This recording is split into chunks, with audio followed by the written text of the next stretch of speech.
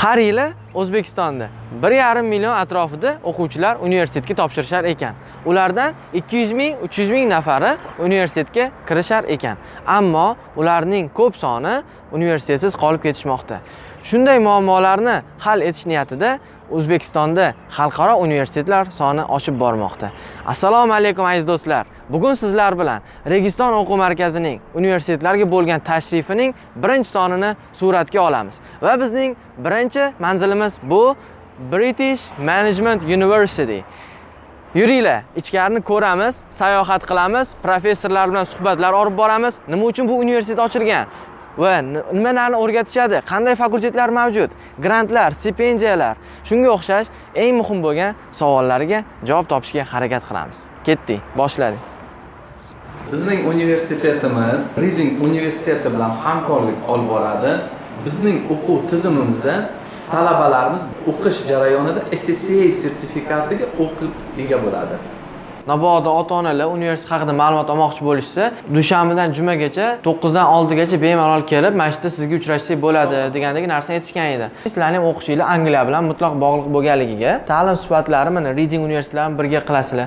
Reading universitet sizlardagi bo'lgan ta'lim tizimini, sizlardagi ta'lim sifatlarini nazorat qilib turadimi? 100 tadan ortiq abituriyentlar qiziqib telefon bilan murojaat qilishyapti. Boshqa universitetlarni har solishtirib yursanglar kerak. O'sha universitetga qaragan qanaqa farqlari bor bu sizlar universitetinglar? O'zbekcha biroz gapirmaymiz darsa, polni kirdimi, klimat o'zgaradi angliskiga. But what combines, what unites us all is the passion for educating young people. Right. I would love to answer this question. I would disagree with one thing, it's actually cheap. Let me explain why. In Uzbek it's called like tanish bilish. We're very happy to compete and at the same time to be partner of Webster, Westminster, Inha. We have visited to Dr. Granger's room in the Webster University's rector, and we didn't see our president's portrait, his picture. But here you are also a foreigner, and the rector is also foreigner. But we see that his picture. Do you like it's because of you respect him, or there is some kind of other reasons for that? We have many students in the villages. Unfortunately, they cannot come to these cities and visit your university. So our purpose is to make useful, interesting video and share with them so that they can watch it by their home, in their home. Good, excellent. It's very good initiative, and we appreciate you guys doing that. It's really important. Yeah. Bizda dars kitoblari ham o'zi universitet tomonidan berilgan va ular paper based and also e-book, ya'ni shu elektronik variantini ham olsanglar bo'ladi. Ular sizlarga hech qanaqa qiyinchilik tug'dirmaydi. Stipendiya haqida gapirib ketdingiz. Hamma yaxshi o'qisa hammaga ham beraveradimi stipendiya? Registon uchun sentrida yaxshi o'qib, tahsil olib, keyin bo'tga topshirishsa, o'zini o'sha protsentlar, ya'ni o'sha diskount deymiz, chegirmalari bo'ladi.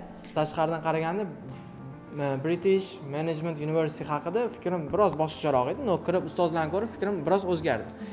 Ya'ni universitet tanlayotganda hozir shu binolarga, muhitga qarash qanchalik aloqasi bor yoki muhitga qaramasdan faqat professorlarga qarash kerak? You came from the Australia, yes? Yeah. And you have worked in several parts of the world. What made you to come to here, Uzbekistan? What's your plans and what's your purpose of working here? Sure, that's a really good question. So what makes us more unique is we have a lot of expertise with academic English, and I'm pointing to this book because this is the textbook we've chosen, which is also the same one, incidentally, as Reading University uses. Harakat qildim ko'chirishga, ikkita savoldan ko'chirdim imtihon payti. Lekin bir kundan keyin chaqirishdi. Yaqin orada BMU degan kafe, bu yangi ochilgan, Severda joylashgan, lekin ular bizning universitetimiz bilan partnerlikda ishlaydi. Ochiladi universitetimiz ichida. O'zi institut nomidan bilinib turibdi. British Menejment Universiteti bo'lgani uchun managementga qaratilgan, matematika, angliskiga upor o'shanga. Actually, my grandparents are Bukharis as well, so I always knew I had some sort of link to Bukhara.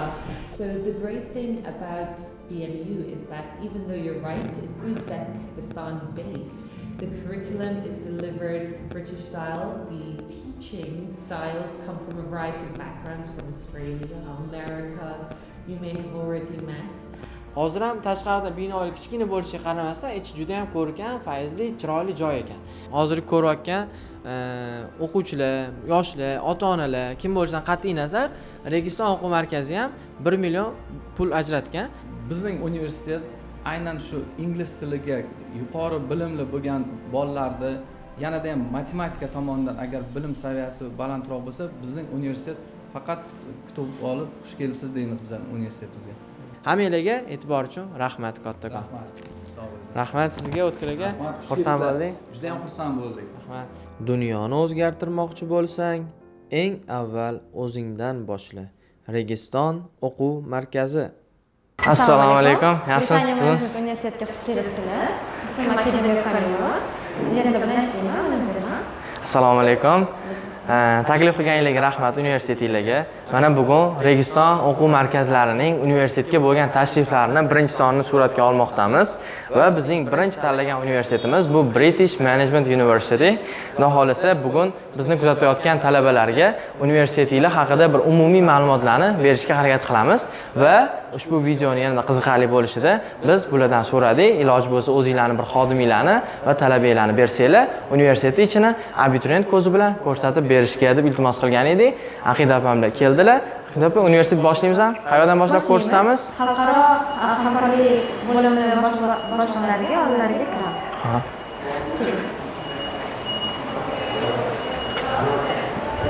Kiring. Assalomu alaykum. Assalomu alaykum. Hormel. Yaxshimisiz? Sizlar O'tkir hamkorlik xalqaro hamkorlik bo'limining boshliqlari bo'ladi. Assalomu alaykum. Toshkentdagi Britaniya Menejment Universitetiga xush kelibsizlar. Endi universitetimiz haqida qisqacha ma'lumot beradigan bo'lsam, bizning universitetimiz Vazirlar Mahkamasining qaroriga asosan faoliyatni boshlagan. Ko'rib o'tirganingizdek, bizga Vazirlar Mahkamasi huzuridagi ta'lim sifatini nazorat qilish davlat inspeksiya tomonidan 7 ta yo'nalish bo'yicha litsenziya berilgan. Yana bir aytib o'tmoqchi edim, 1-martdan boshlab bizning universitetimizga onlayn registratsiya boshlangan va abituriyentlarimiz demak uydan chiqmasdan registratsiya qilib endi bizning universitetimizga aynan IELTS 5.5 bo'lishi shart va registratsiyadan keyin bizning universitet tomonidan xabar beriladi. Abituriyentni matematikadan taklif etiladi imtihon topshirishga. Yana bir aytib o'tmoqchi edim, universitet tomonidan 382 nafar talabalar o'qimoqda va ularga shunaqa sharoit yaratib berganmizki, kelgusida talabalarning amaliyotini va ish joyini ta'minlash maqsadida biz yirik korxonalar bilan mana ko'rib o'tirganingizdek memorandum tuzganmiz. Bu demak yirik korxonalar va viloyat hokimlari bilan va yirik o'quv markazlari bilan memorandum tuzganmiz. Va endi bizning universitetimizda grant mavjud va talabalar uchun stipendiya belgilab berganmiz. To'laydigan shartnomasida bu belgilanmagan. Universitet tomonidan shu talabalarimizga sharoit yaratib berib, stipendiya taklif etilgan. O'tkir aka, bizga hozir o'quvchilarga universitet haqida bir qisqacha ma'lumot berib ketsangiz. Qachon ochildi o'zi bu universitet? Nimaga ochildi? Va buning vazifalari nimadan iborat? Rejalari qanday? Universitetimiz faoliyatiga 1 yil bo'ldi. Aytib o'tganimizdek 382 nafar talaba o'qib kelyapti. Asosiy maqsad universitetni ochilishida O'zbekiston Respublikamizga prezidentimizning tashabbusi bilan investorlarni taklif etilyapti va O'zbekiston Respublikasidagi investorlarga bizning universitet tomonimizdan kadr yaratib beryapmiz. Kelgusida mana shu investitsion yirik korxonalarida bizning universitetimiz talabalari rahbarlik lavozimida ishlab keladi, xudo xolasa. Va bu universitet hozir kirganda ham ko'rsatib o'tgan edingiz sertifikatlarni. Bu universitet kimlar bilan birga bir ishlashligini, o'shani ham bir qisqacha ko'rsatib keta olasizmi? Bizning universitetimiz hamkorlik Reading universiteti bilan hamkorlik olib boradi. Sertifikatlar haqida. Mana Reading universitetimiz va mana bu yerda mana o'zi qo'yib qo'ygan. Bu universitetim Reading universitet albatta tarixga ega universitet. Top dunyodagi top universitetlarda ichida 205-o'rinda turadigan universitet. O'qitish tizimi, o'qitish modullari shu universitet bilan biz bog'liq turganmiz va shu talabalarimiz mana shu bo'yicha o'qitiladi. Yana bir aytib o'tmoqchi edim. Bizning universitetimizda SCCA yo'nalish bo'yicha bu prezidentimizning qaroriga asosan bugungi kunda bank buxgalteriya xodimlari SCCA sertifikati bo'lishi shart. Demak, bizning o'quv tizimimizda talabalarimiz bitirish jarayonida, o'qish jarayonida SCCA sertifikatiga ega bo'ladi. Bu SCCA'ga bir marta Singapurskida eshitgan edim. MJIS universitetida juda ham bir yuqori darajada turadi bu. Ya'ni buni bitiruvchi o'quvchilar ham yuqori maoshlar olishi imkoniyatiga ega. Va demak, sizlarni ham Britaniya Menejment Universiteti ixtisoslashgan ekan buxgalteriya sohasiga, to'g'rimi? Mana misol uchun men o'zim Websterda o'qiyman. Websterda shu ko'proq biznes media bo'ladigan bo'lsa yoki Inhada texnika bo'ladigan bo'lsa, coding, ya'ni shu developerli injineriya bo'ladigan bo'lsa yoki Westminsterda ko'proq biznes bo'ladigan bo'lsa, sizlardagi universitetda eng asosiy bir chiroyli joyi va shu sohani o'qiyman deyotgan o'quvchilar ko'proq shu buxgalteriyani o'qiyman deyishsa, Britaniya Menejment Universitetiga kelsa bo'ladi demak. Albatta, bizning universitetimiz aytib ketgandek 7 ta yo'nalish belgilangan. Bu bank yo'nalishi bo'yicha moliya, iqtisodiyot va turizmni boshqarish va hamda yana aytib o'tmoqchi edim, ko'pchilikni bugungi kunda qiziqtiradigan logistika. Aynan bizning universitetimizdagi asosiy qismi o'qituvchilarimiz Yevropa davlatlaridan kelgan va shu yo'nalishlarga chuqur ega bo'ladi, bilimga ega. Shuning uchun bizning universitet tomonidan mana shu eng zo'r PhD ga ega bo'lgan o'qituvchilar taklif etganmiz. Yaxshi, men orqasidagi memorandumlar qanaqa bo'ladi? Bu memorandumlarda asosiy vazifasi talabalar uchun bu memorandumlar tuzilgan. Maqsad shuki, universitet bilan yirik korxonalar bilan memorandum tuzishimiz maqsadi bu korxonalarda talabalarimiz amaliyot o'tash va kelgusida shu korxona rahbarlari ishga taklif etiladi. Aytib o'tganimizdek, Navoiy viloyati, Samarqand viloyatlarida yirik ekonomik zonalar bor.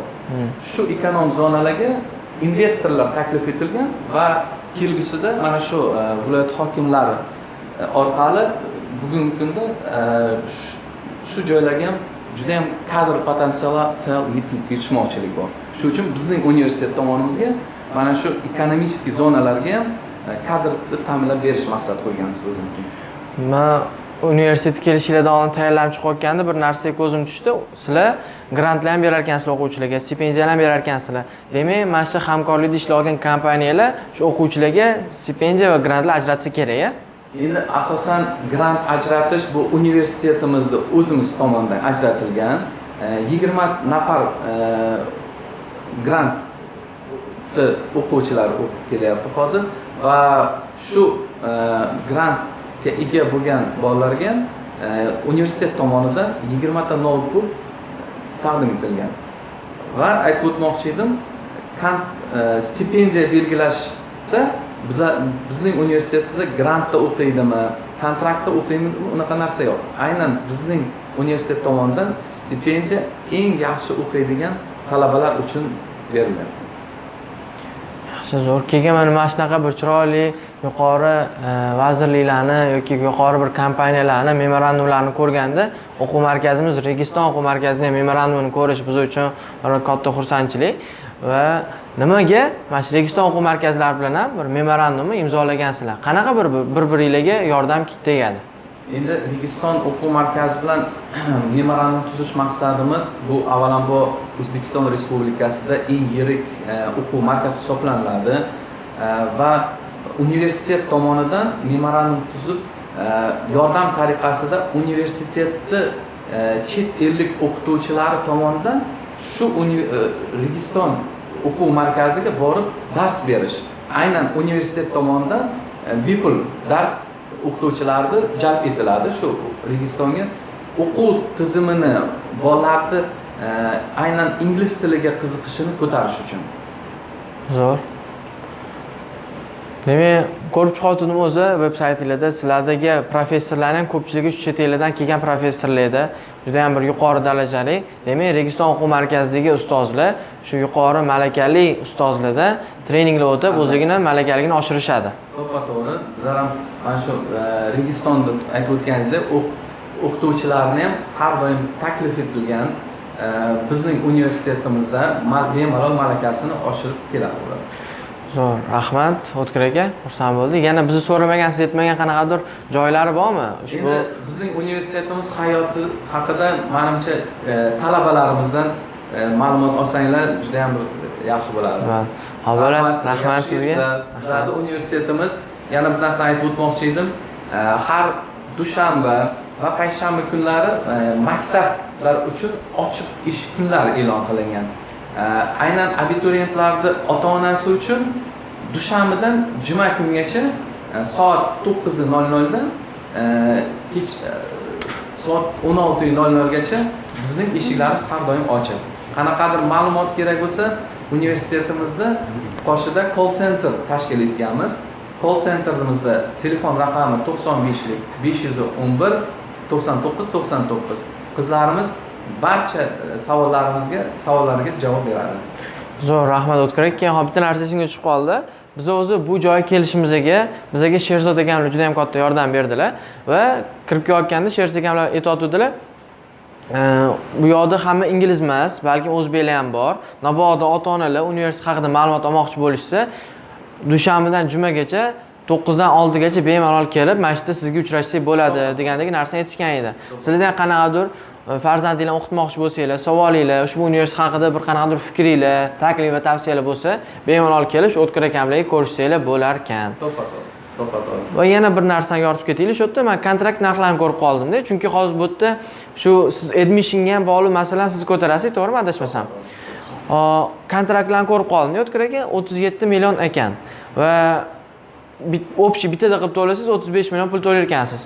Lekin mana men boshqa universitetlarni ko'ramiz, Webster yoki Inha, ularda ham shu sredniy 30 million, to'g'rimi kontraktlar? Nimaga sizlarda mana shunaqa yuqori kontrakt qo'ygansizlar? Sizlarning universitetingizda shunaqa bir, chunki kampusdan qarasangiz tashqaridan kichkina joyda, xuddi o'quv markaziga o'xshaydi misol uchun. Nimaga bunaqa kichkina joy, unaqa katta yuqori kontraktlar qo'yib olgan degan savol tug'ilishi tabiiy. O'shanga sizni o'zingiz fikrlaringiz va boya aytdingiz universitetda katta yer olib, xudo xolisa joylar qurmoqchimiz keyingi yillarga degan fikrlarni aytib ketdingiz. Shu narsa haqida ham bir qisqacha to'xtalib ketsangiz. Endi kontrakt to'lovimiz 37 million so'm. Avvalambor ota-onalar bor, birdan to'laganda imtiyoz yaratib berganmiz. Masalan 36 million so'm to'lashligiga. Endi bu katta pul deganda bu narx-navo universitetga taklif etilgan chet eldan o'qituvchilardan tashkil topadi va bizning universitetimiz tashqi tarafdan kichkinaroq deb o'ylayapsiz yo'q?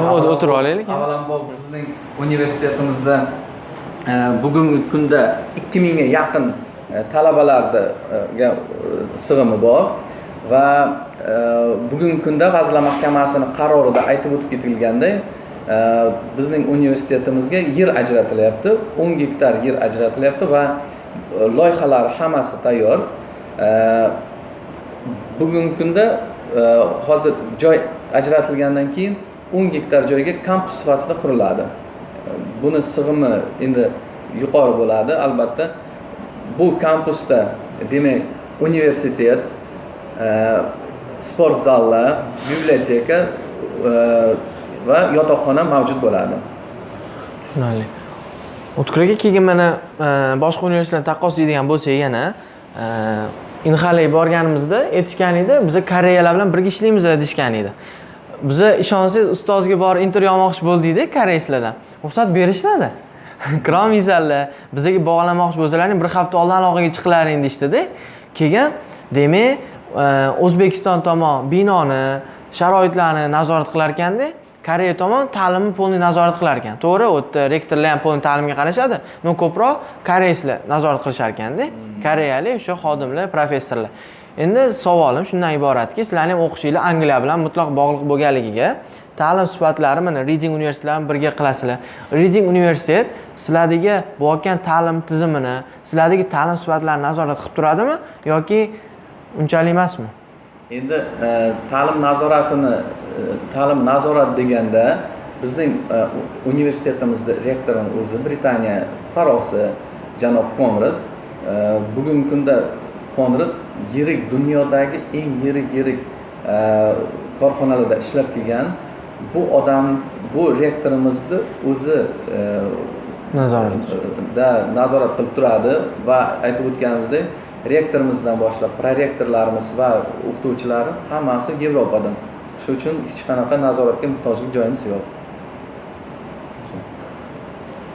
Tushunarli. Zo'r, rahmat sizga, O'tkir aka, bizga ajratgan vaqtingiz uchun, bizga bir ulashgan fikrlaringiz bilan. Xudo xolasa, universitetga yanada bir omadli tilab qolamiz. Hozir keyin yetishgan edi, vice rektor bilan, ya'ni prorektor bilan ko'rishamiz deb, o'ylaganim chiqib, bir ikkita bir o'zimizga qiziqarli savollarni bera olamiz. Avvalambor rahmat. Yana bir aytib o'taman, bizning universitetimiz eshiklari har doim hamma uchun ochiq. Rahmat, xush kelibsizlar. Rahmat O'tkir aka. Dunyoni o'zgartirmoqchi bo'lsang, eng avval o'zingdan boshla. Registon o'quv markazi. Hozir mana ko'rdinglar, O'tkir akamlar bilan bir muloqot qilib oldik. Ta'limga oid bo'lgan, kontraktga oid bo'lgan bir ikkita bir savollarni ko'rib ketdik va endi hozir universitetning Call Center'iga kirar ekanmiz. Ya'ni shu boya taklif o'tgan nomerlariga bir telefon qilsangiz, siz bemalol mana shu universitet Call Center'iga bog'lanar ekansiz va yuringlar, bir call center qanaqa ishlashligini ko'rib ketamiz. Bizning videomiz faqatgina universitet haqida emas, balkim harakat qilinglar, universitet qanaqa ishlash tizimlarini ham bir o'rganib ketishga. Hozir mana shu call centerlar qanaqa ishlashini ko'rib ketamiz. Assalomu alaykum. Salom. Hozir ishlashyapti. 511 99 99 nomeriga telefon qilib, barcha ma'lumotga ega bo'lishingiz mumkin. Registratsiya haqida, fakultetlar haqida, imtihonlar qanaqa o'tishini haqida, qachon bo'lishini hammasini so'rasanglar bo'ladi. Yana bir bor aytamiz, 511 99 99. Bitta bir oyda yoki bir kunda bir telefon qilinadi ushbu universitetga. Nechta odam bir qiziqadi? Bizda hozir juda qabul boshlaganmiz. 100 tadan ortiq abituriyentlar qiziqib telefon bilan murojaat qilishyapti. Ota-onalar ham qiziqib farzandlari uchun qabul haqida savollar berishga murojaat qilishyapti. Ajoyib. Hozir mana ko'rdik, siz sraz uchun nima demoqchi bo'lganlar, skriptlarning hammasi yozilib olgan yoki o'sha abituriyent berayotgan ma'lumotlarni to'ldirib ketyapsizlar. Uni qanaqadir sizlarga bir foydasi bormi? Qanaqa qilib o'sha ma'lumotlardan unumli foydalanasizlar? Biz ma'lumotlar bazasini yuritib boramiz. Qo'ng'iroq bo'lishi bilan bizda anketa ochiladi va qo'ng'iroq qilgan odam haqida ma'lumot beramiz. Uning ism, familiyasi, biz haqimizda qayerdan ma'lumot oldi, IELTS sertifikatlari bormi, nima savollar bilan bizga murojaat qilganini to'ldirib boramiz. Bu bizga kelajakda kimlar qiziqayotganini bilish uchun, statistikani yig'ish uchun foyda beradi. Dunyoni o'zgartirmoqchi bo'lsang, eng avval o'zingdan boshla. Registon o'quv markazi. Biz hozir universitetning to'g'ridan kirganinglar chap qo'lda eshigidan kirgan edik. No, o'ng qo'lda eshigidan kirsanglar, mana bu yerda o'sha studentskiy zona bor ekan, narsalar divarlar qo'yilgan bemalol va keyin bu yerda stoloviylar bormi aytgancha universitet aytgancha. Bu yerda ham bir produkt mashinka deydimi, shunaqa mashinkalar bor ekan. Ulardan ham narsalar xarid qilib olsanglar bo'ladi. Mana bu yerlarda har bir universitetda o'quv markazi borda announcement board, ya'ni shu yangiliklardan xabardor qilib turadigan daska, to'g'rimi? To'g'ri. Xo'p, davom etamiz. Salom, hormaylar. Yaxshimisizlar? Bu o'quvchilardan ham bir ikkita bir fikrlar olinglar, sizlar charchamayapsizlar? O'qishlar yaxshimi? Agar yodlamasanglar, o'tgan yil yangi ochildi bu universitet, to'g'rimi? Uni topshirib olganinglar boshqa universitetlar ham bor edi, to'g'rimi? Ishonarli yoki bu yangi ochilgan, niyati pul ishlashmi yoki bilim berishmi bilmaysizlar. Sizlar nimaga asoslanib, nimaga ishonib ushbu universitetga topshirdinglar? Yangi universitet juda ham ko'p ma'nolar bo'ladi bunda. Nimalar? Imkoniyatlar bo'ladi-da. Misol uchun mana 1 yil o'qib o'qiyapsizlar, to'g'rimi?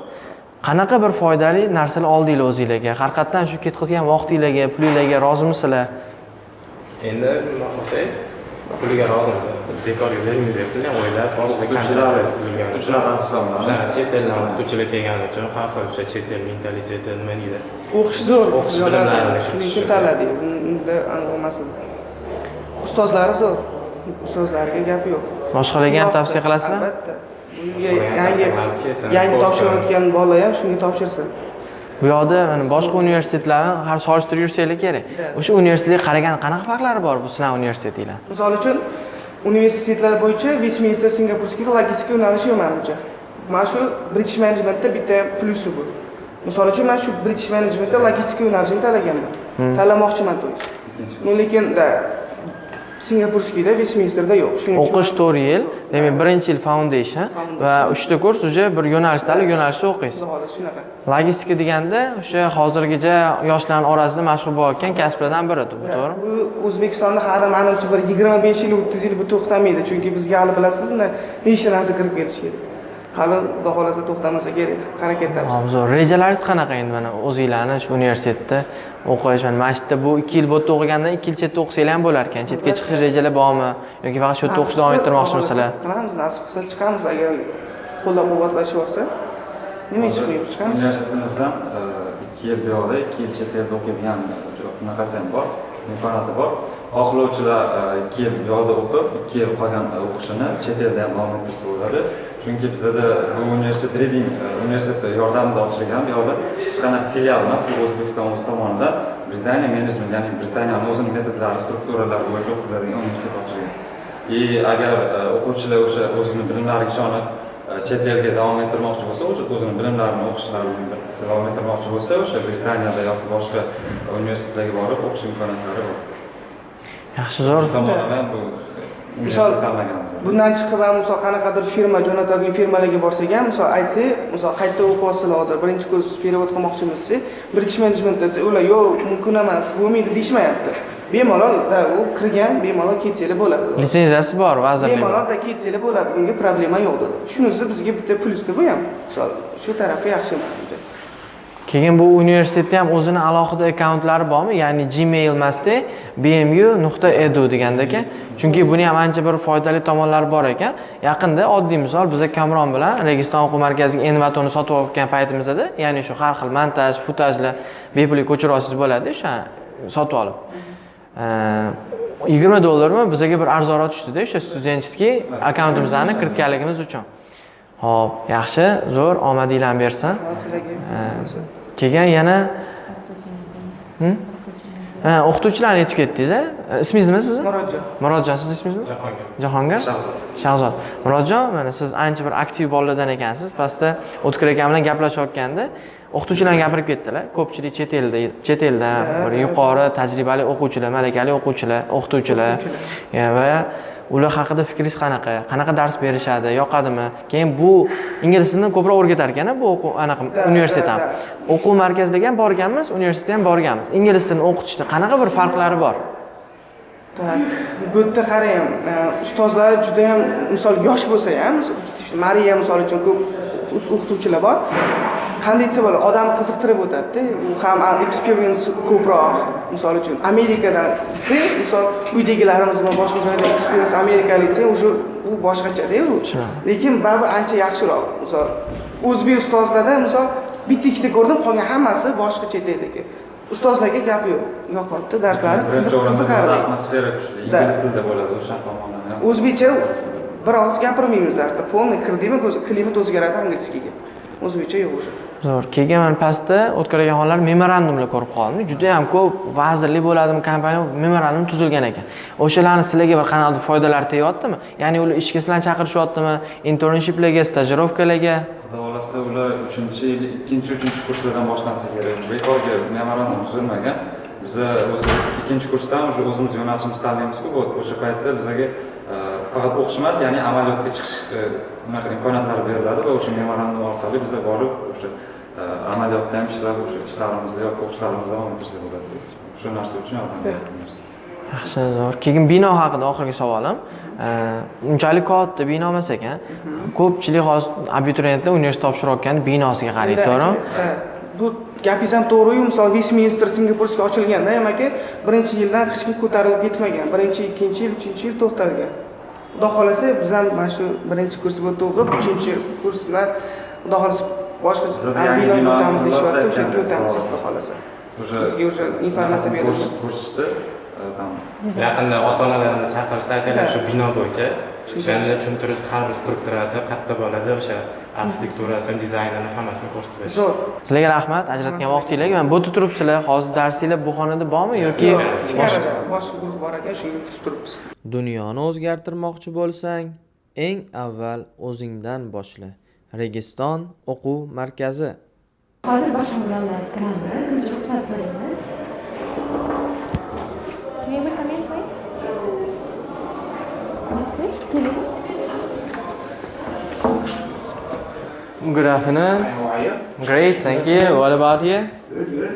We are from the Registon Learning Center and we are the media team and we are making introduction video about your university. What kind of place is it? And what are the professors are here? How are they educated? And the atmosphere here. So if you don't mind, we have some questions for you also. Sure, welcome guys. So, can I sit? Please, please, make yourself comfortable. Good afternoon, sir. Hello. Could you just introduce yourself, please? Sure, my name is Yuri Loktinov and I'm a vice rector at the university and also a professor of finance. Great. Your opinions, the information about this British Management University to our viewers. Look, this place, the British Management University, everybody in our team is very, very passionate about doing what we do, right? We're very passionate about educating the youth of Uzbekistan. Our team is, I would say we have the most international team in the country. We're very proud of it. We have a very good, solid combination of a strong local team and also strong international team. But what combines, what unites us all is the passion for educating young people.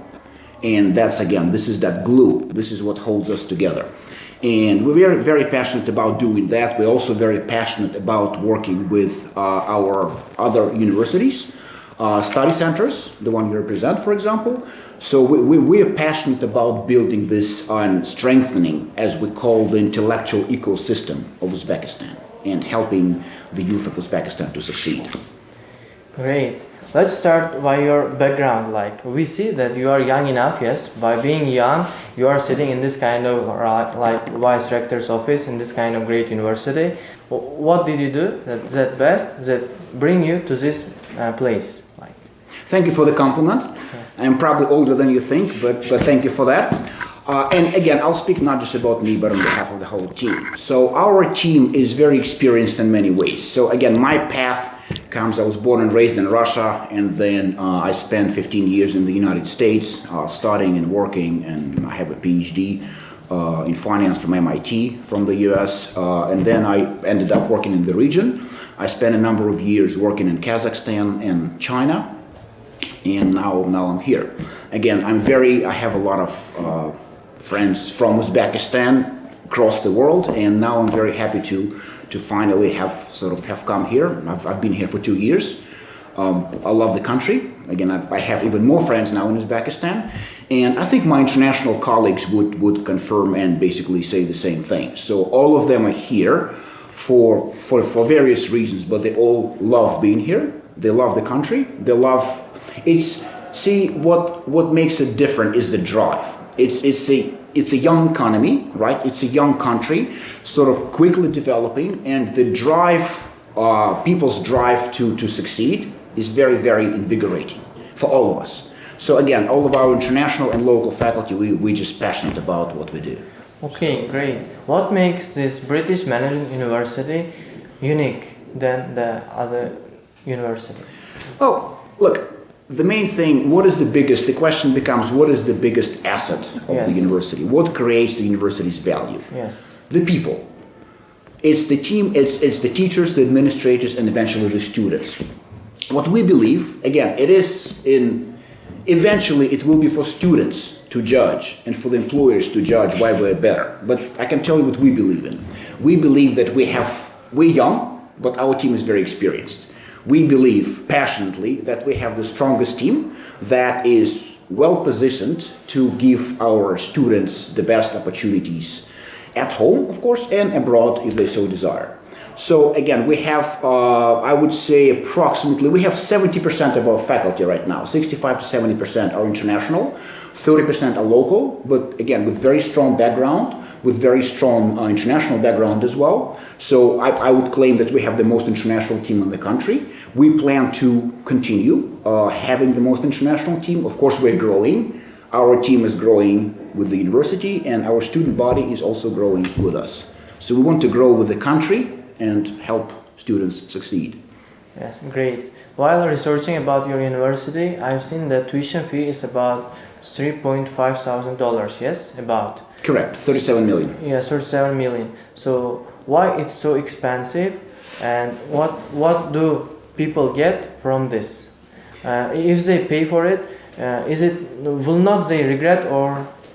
Right? I would love to answer this question. I would disagree with one thing, it's actually cheap. Let me explain why. If you look at, let's say you're comparing starting in the UK, an average tuition fee in the UK would be £15,000, which is roughly $23,000. If you look in the United States, your average fee on average would be $30,000 to $40,000. So what we do is we bring, and this is the core concept behind our university. We bring to Uzbekistan the best, globally qualified teachers and administrators for a reasonable price. Now, comparing to the UK or the US, it is cheap. I do understand that, of course, in Uzbekistan, say 37 million per year is quite a lot of money for a lot of families. I do understand that. But again, as for our students, we also want them to understand what they're getting. So we're giving them global quality education for a reasonable price. Of course, the reason why we're charging this price, because we need to bring international faculty here, right? And the last but not the least thing is we provide, last year we have given out 31 grants to students who could not afford to pay our tuition. So on our side, we do understand that it is an expensive price tag, if I can use this word, for some families, and we do provide help, our university grants to strong students who could not afford to pay. And we plan to continue doing that and to extend and expand the grant system at the university. How do you give these grants? Do you pay attention to the essays of the students also, or only to their family situation? Both. So these grants are allocated to families that are in, say, social economic need, that they have to provide certain documentation proving that it is difficult for them, that they're unable to pay our fee, and of course they have to be strong students academically. And the third important component, they have to be passionate. So we asked all of them to write an essay last year why you think you deserve a grant. So you have to tell us what makes you unique, right? It's human personality is very multifaceted. It's not just one, it's not just academic testing. We want them to be strong individuals and passionate individuals. But yes, we look at both the need and also the academic strength and intellectual strength. Are there any, if I have any acquaintance here at Britaniya Menejment University, does it work for me to take the grant or not? Like, if I do not need even these grants, but I just want to apply for it because I have acquaintance here, for example, the professor, and like in Uzbek it's called like tanish bilish. Why I am asking this kind of questions is because the viewers of this video are mostly the parents or the students, and any student is interested to this kind of questions. And we are not any TV channel, we are just looking to the video by the eyes of the students. Sure. So that's why we are asking this kind of a bit not logical questions, Professor. It's very logical, I was going to ask you, but no, we do not use any Tanist belief system. What we do is very transparent. So and we take pride in being very transparent. So we choose, of course, as we said, these are the grants allocated to the students who can confirm their social economic need. According to the government guidelines, we require the documents that, again, according to sort of the governance documents, confirm that these families are in need. And we verify every single grant. We check that the person who is applying is really in need. Okay. If we need, we do personal visits to the families, because we want. Why do we do that? We want the money to be allocated fairly. And I know that this is the question that bothers people. So whether you have acquaintances here or not doesn't matter. If you're strong academically, if you're smart, if you're passionate, and if you can confirm that you really have the social economic need, and again, the list of the documents are on the website, but if you can confirm that, you have just as strong a chance. You don't need to know anybody in the university to receive a grant. And if you interview some of our grant holders, they will confirm that. They were shocked that they received the grants because they said, we didn't know anybody. And we say, you don't need to know anybody. If you're strong and smart and you cannot afford to pay for us, we'll give it to you. Now, we have a limited number of grants, so we are not able to give it to maybe everybody who needs it. But we are very, very happy to give it to the strongest students, and we plan to potentially increase the number of grants, also provide additional scholarships that we do. So the grants we're talking about, they are given at the beginning. If I may preempt a question, we also have scholarships that are given to students after they study here for a semester. Several, say 20 or 30 best students get scholarships, which is money in hand. What do? We have golden, we call them, and silver. Golden is 1 million SU per month, cash, transferred to the student's account, and silver is 500. This is academic ranking only. The better you study, the more chances you have. Mm-hmm. Next semester, you do really well, you receive the scholarship. Mm-hmm. You don't do so well, somebody else gets your scholarship. And will this be grants provided for 4 years or only the first year? No, the grants, once given, the grants are provided for 4 years, as long as the student maintains a good academic standing. Mm-hmm. That all that's required is to again continue studying well, stay a student, don't fail courses. But again, if you're a strong student and you're given a chance to study for free, we're giving you this chance. You should give to us your hard work. Mm-hmm. I have one question. So, is there a possibility for the student who don't have economic, financial problems, mm-hmm. but they are clever and smart enough? Will you provide him also? Yeah. The scholarships. So what we do, what we did last year and will continue, scholarships, they're not allocated based on any need. So we rank our students, and those that have top grades receive scholarships. Regardless of your financial status, this is your money, this is your reward for studying well. And you're welcome to spend this money as you wish. This year, we're also opening another grant category, so based on for our applicants. If our applicants have high IELTS scores, 7.0 or above, and they do well in math, we will automatically consider them for academic grants without any regard to social economic status. So everybody who applies will be eligible for receiving, it probably be a partial grant, 50%, but everybody will be eligible, and the stronger ones, based on the committee's decision, the stronger students will also receive, say, 50% grants as well. Like any university, we want the strongest students, right? And we want to make sure that if you're strong but cannot fully afford us, we want to help you. That's our pledge, that's our promise. Yeah, I see that you are using lots of passionate words, yes? Passion. What do you understand under this word, passion? Because that's so broad to understand, yeah? If I had to define passion is, what's the difference between, say, job and passion? Passion is something you would do regardless of whether you get paid or not, right? Of course, when you work, people get paid, right? Our teachers, we pay them, right? We're humans, we need to eat, we need to support families. But it's not the main motivator. For passionate people, they do something because they care, not because of money. That's what passion is. If somebody says, look, there's no money this month, but we still have students. People are here, we're here first of all because we care, not because of money. And with academics, in the academic world, if you ask people globally, they would probably, usually surveys come out, they rank money number 3. They would say, why do you have this job? They say, well, I'm passionate about students, I care about my colleagues, and of course I need a salary. But in academic world, with true academics, money is never number 1. And that's the important piece. That's important, because we want to know if you really care. So if we hire you for a job, the same for students, right? We want them to be passionate about what they do, and we help them develop this passion. So that's part of our job. Great. And we have visited to some other universities like International Inha University, the Korean one, or the Webster University here, or the Westminster University. Yes.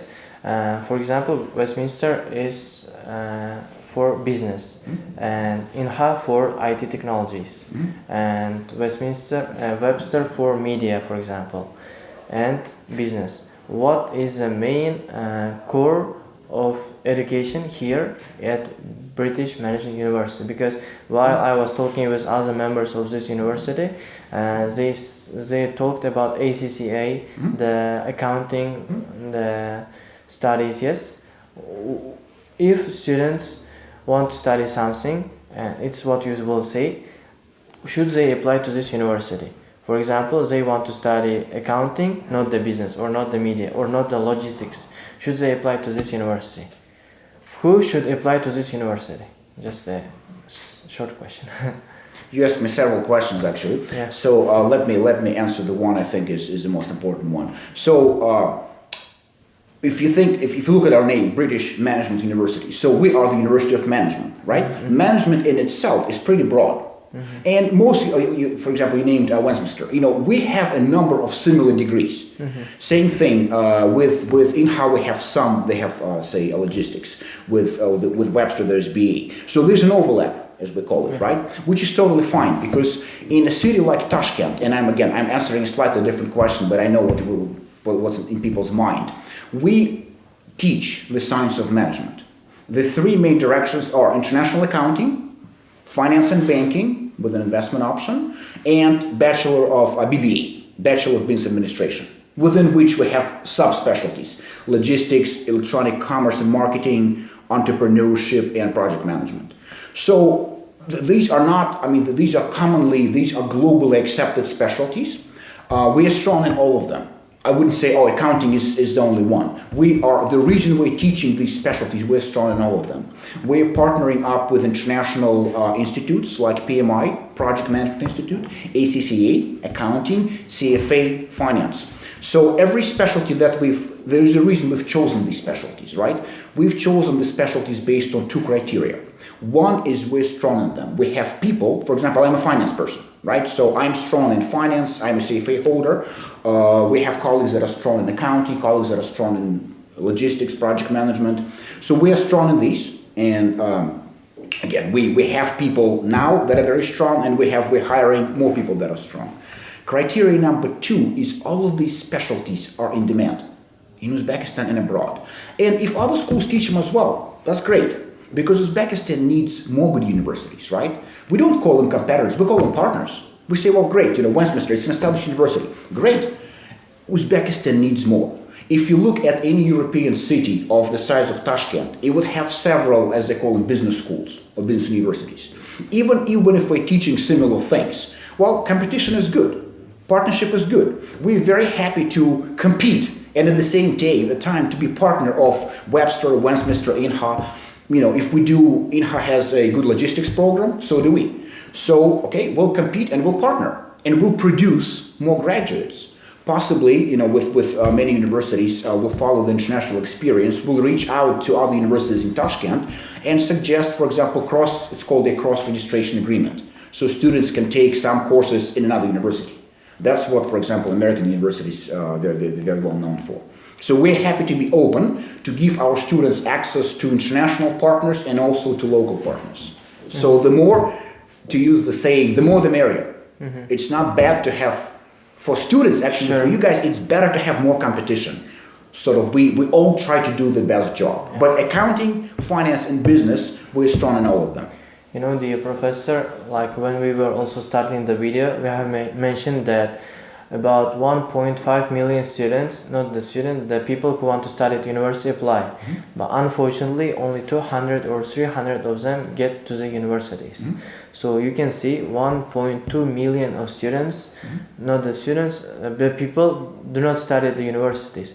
So we also support when this kind of good universities are opening, and we support the competition, because when there is a competition there will be rising the development. Yes. So the next question is also, I think, interesting. We have visited to Dr. Granger's room in the Webster University's rector, and we didn't see our president's portrait, his picture. But here you are also a foreigner, and the rector is also foreigner. But we see that his picture. Do you like it's because of you respect him, or there is some kind of other reasons for that? Look, it is very important. We are in Uzbekistan, right? So, and this is something that we all, again, strongly and passionately believe in. Our team comes from other countries and Uzbekistan as well. But we believe that it's very important to respect and value the country that you're working in, right? Now, while we are happy for our graduates to study abroad, or work at home, many of our graduates and other university graduates, they will be working in Uzbekistan. So what we want to do is we want to teach them global knowledge, but also to teach them not to forget the place they come from. And because, again, many of them will stay and work here. And I think it's, again, I'm a citizen of Russia, for example, and a resident of the United States, but I respect the countries, all of the countries I work in. So I think it's important to also, again, have our students remember that we operate and live in Uzbekistan. It's very important to be a lawful citizen, right? To know the laws of your country and to help your country succeed. So the reason we have the president's portrait, the reason we teach things like Uzbek or Russian, to transition, give you another example, in year 3 or 4, all of our students will be required to take professional writing in Uzbek or Russian. In your native, whatever you prefer, your native language, because it is really, really, really important to be able to write professionally well in your language. And even though you may speak, say, Uzbek perfectly, you may not be a perfect writer. We will teach you to write professionally in your native language so that when you apply for a job, you can write a professional letter to the minister. It comes from the same belief that if you're working in Uzbekistan, even if you're working for an international company here, who your client's going to be? Your client's going to be Uzbek companies, right? You will be dealing with a lot of, say, Uzbekistanis, so you need to be able to communicate professionally. And again, it is important to know your language, to love your country. This is what keeps us strong. International, if you look at our slogan, study locally, succeed globally. Yeah, succeed globally. But study locally. We are in Uzbekistan, it's important. Never forget that. Sure, great. We are very happy to have you, and I hope that we are not taking your time. It's a pleasure to talk to you. Yeah, and it's also a pleasure to talk to you because our minds are also broadening. I hope the viewers' minds also, because you are giving good, interesting points about these universities, about the education, because we are also interested in this education. And we are also here to make useful content for the viewers for the youth of Uzbekistan. For example, we have many students in the villages. Unfortunately, they cannot come to these cities and visit your university. So our purpose is to make useful, interesting video and share with them so that they can watch it by their home, in their home. Good, excellent. It's a very good initiative, and we appreciate you guys doing that. It's really important. Yeah, thank you, Professor. And then the next question about the plans of your university. What kind of plans do you have? Just now we have talked with the students, and they have also mentioned that university is going to build its own building, yes, and campus, building, multiple buildings, campus. And what kind of places are also you are going to? What kind of plans do you also have? Other plans like campus, and then about the education? Sure. The main plan, again, right now, as I mentioned to you, we have 3 main specialties, including everything we offer 6 degrees. So first and foremost, we plan to grow, right? We want to grow organically. We want to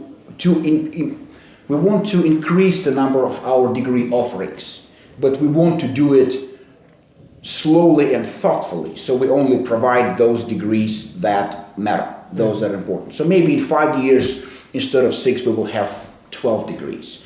We will open our master's program most likely next year. Again, we do it in a very planned sort of step-by-step way. In 5 years, where do we see ourselves? We want to be growing with the country. Uzbekistan's economy is growing. We want to be growing together with the country and together with the education sector.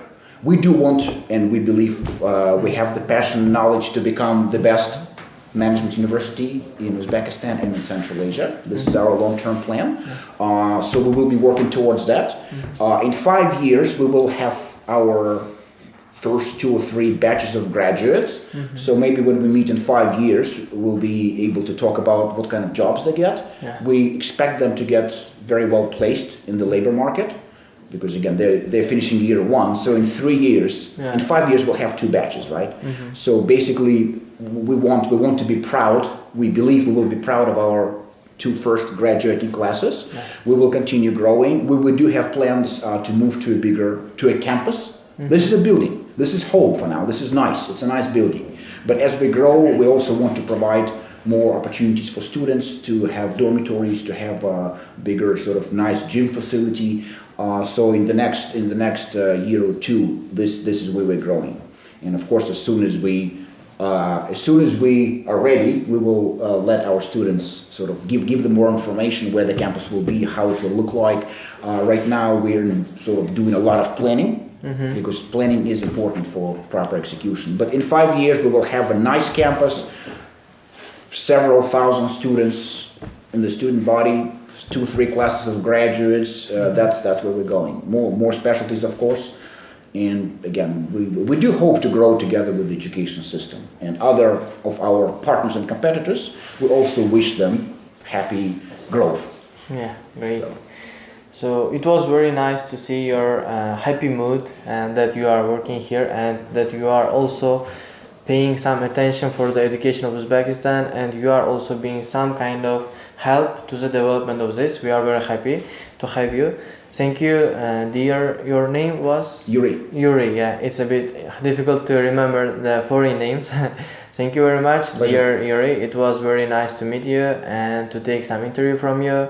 And we hope that the viewers also will get lots of useful content from your ideas. Great. Thank you very much. Always happy to share. Thank you for coming. Yeah. Very much And also we will be coming for other times also, like seeing what kind of results are you having and what kind of students. Please do. You're always welcome. Our doors are always open. Thank you very much. Good luck with your career and your university. Thank you. You are also welcome to our campuses of Registon. We are happy to see you. I've been there once, so I would be happy to come again. Yeah, thank you. It was very nice to talk with you. Dunyoni o'zgartirmoqchi bo'lsang, eng avval o'zingdan boshla. Registon o'quv markazi. Assalomu alaykum. Men Sevinch Shonazarova, shu Britaniya Menejment Universitetining 1-kurs talabasiman. Avvalambor bu universitetni nimaga tanlaganman? Men o'zi ko'p universitetlarga kirganman, ammo bu universitetni qarasam, o'rtog'im aytib qo'ygan, mana shu yangi chet el universiteti ochilayotgan ekan degan. Qani mana shunga veb saytidan qidirganman, qarasam hamma o'sha 99% o'qituvchilari hammasi chet ellik. O'zbeklari bo'lsa, ular ham Garvard, Cambridge, Oxfordni bitirgan o'qituvchilar. Kelgan bu universitetda faqatgina sizlar darslarga kirib qolmasdan, o'sha darslardan bo'sh vaqtinglarda o'zinglarni o'sha klubidan ochib, o'sha prezident bo'lishlar mumkin. Mana masalan, men debat klubini ochgan prezidentman. Toastmastermidi o'shami? Yo'q, Toastmasters u boshqa alohida. No, bu o'sha mafiya, poetry, yana mana shu debat klub. Bu debat klubda bilsangiz o'sha mavzu tashiladi, o'shanga kelgan argumentlar berib, shunda discussion bo'ladi. U ham faqat ingliz tilida, u ham o'sha speakingga oshirishga, o'sha faqat darslarda emas, o'sha nima desa bo'ladi, casual speech uni ham oshirishda rosa yordam beradi. Haftada har doim bo'ladi. Yaxshi, zo'r. Mana shu klubni siz ochmoqchi bo'lganingizda kimga murojaat qildingiz? Chunki boya biz so'rab o'tib ketdik. Bu yerda prezidentlar bormi? Ya'ni SGA, Students Government Association degan anaqalar bormi deb so'radi. Yo'q, xalbir yo'q ekan. Bu yerda o'sha klubni ochmoqchi bo'lsangiz, kimga murojaat qilib chiqishingiz kerak bo'ladi? Shu agarda o'sha qaysi student o'zi o'sha klubini ochib, o'sha prezident bo'lmoqchi bo'lsa, marketing yo'nalishiga murojaat qilsa bo'ladi. O'sha yerda o'sha assistentlar o'zi gaplashib kelishadi.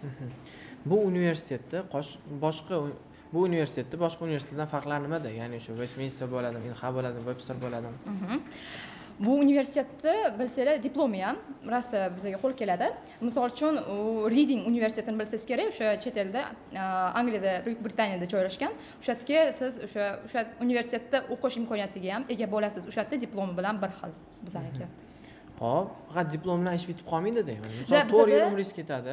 Siz faqatgina shu buxgalteriya o'rganmoqchi bo'lsangiz, hozir shunaqa ACCA programmalar chiqib ketgan, 1 yil o'qisangiz bo'ldi.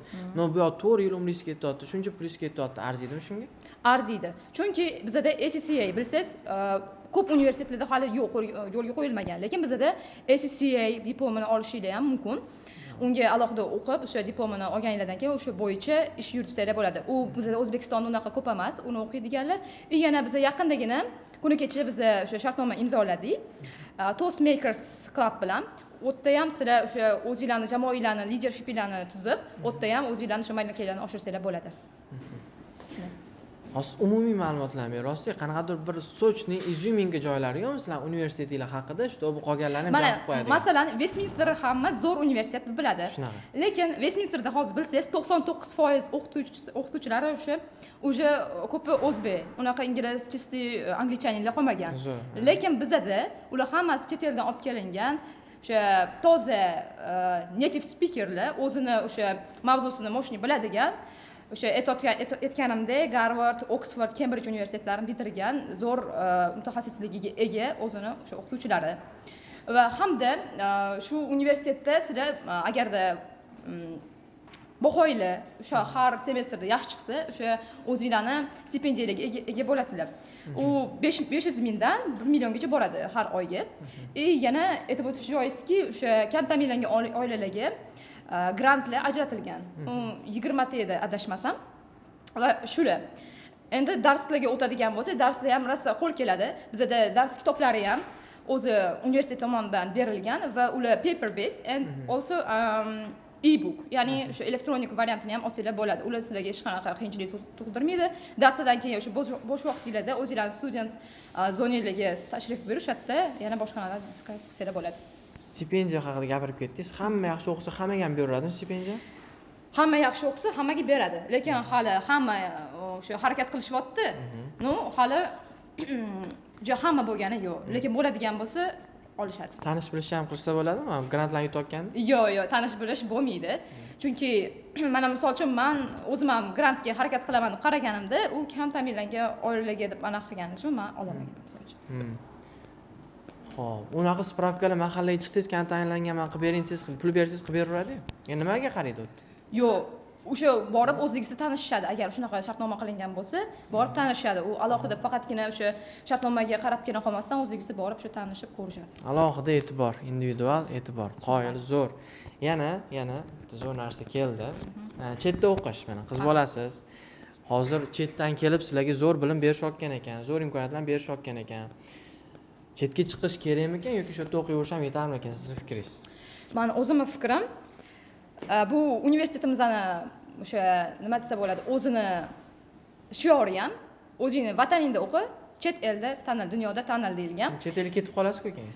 Yo'q, bunaqa emas. Agarda chet elga borib o'zingizda o'sha o'qib kelishingiz mumkin. Mana men misol uchun chet elda o'qish niyatim bor. Shu universitetdan xudo xolasa 3 yoki 4-kursda imkoniyat bo'ladi. Borib o'sha Buyuk Britaniyadami yoki Amerikadan borib o'qib kelish niyatim bor. Lekin albatta vatanga qaytib o'zimizni yurtni o'sha iqtisodiga, rivojlantirishga hissa qo'shish niyatim bor. Shunaqa. Zo'r, omadinglarni bersin. Sizlarga kattakon rahmat ajratgan vaqtingizga.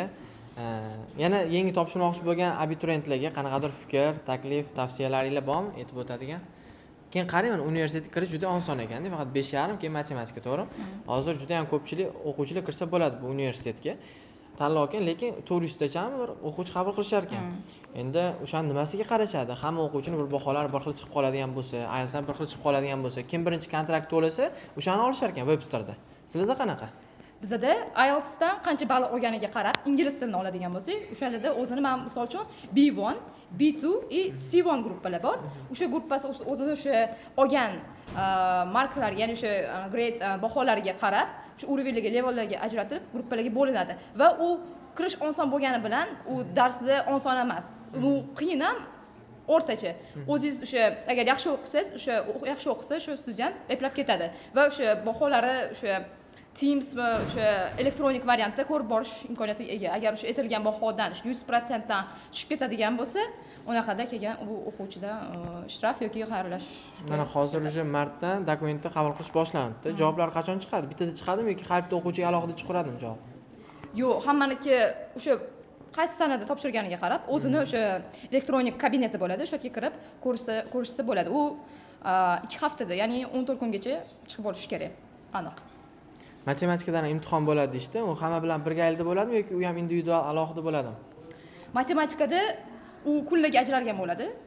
Hamma o'quvchini sig'dirib bo'lmaydi. 400 ta odam bo'lsa, misol uchun, o'sha qaysi kuniga qancha odam registratsiya qilgan bo'lsa, o'shanga qarab, o'sha har xil ikkita odam ham birga o'tirmaydi, alohida u ko'chirish agar shunaqa bo'lsa, unaqalarning imkoniyati yo'q.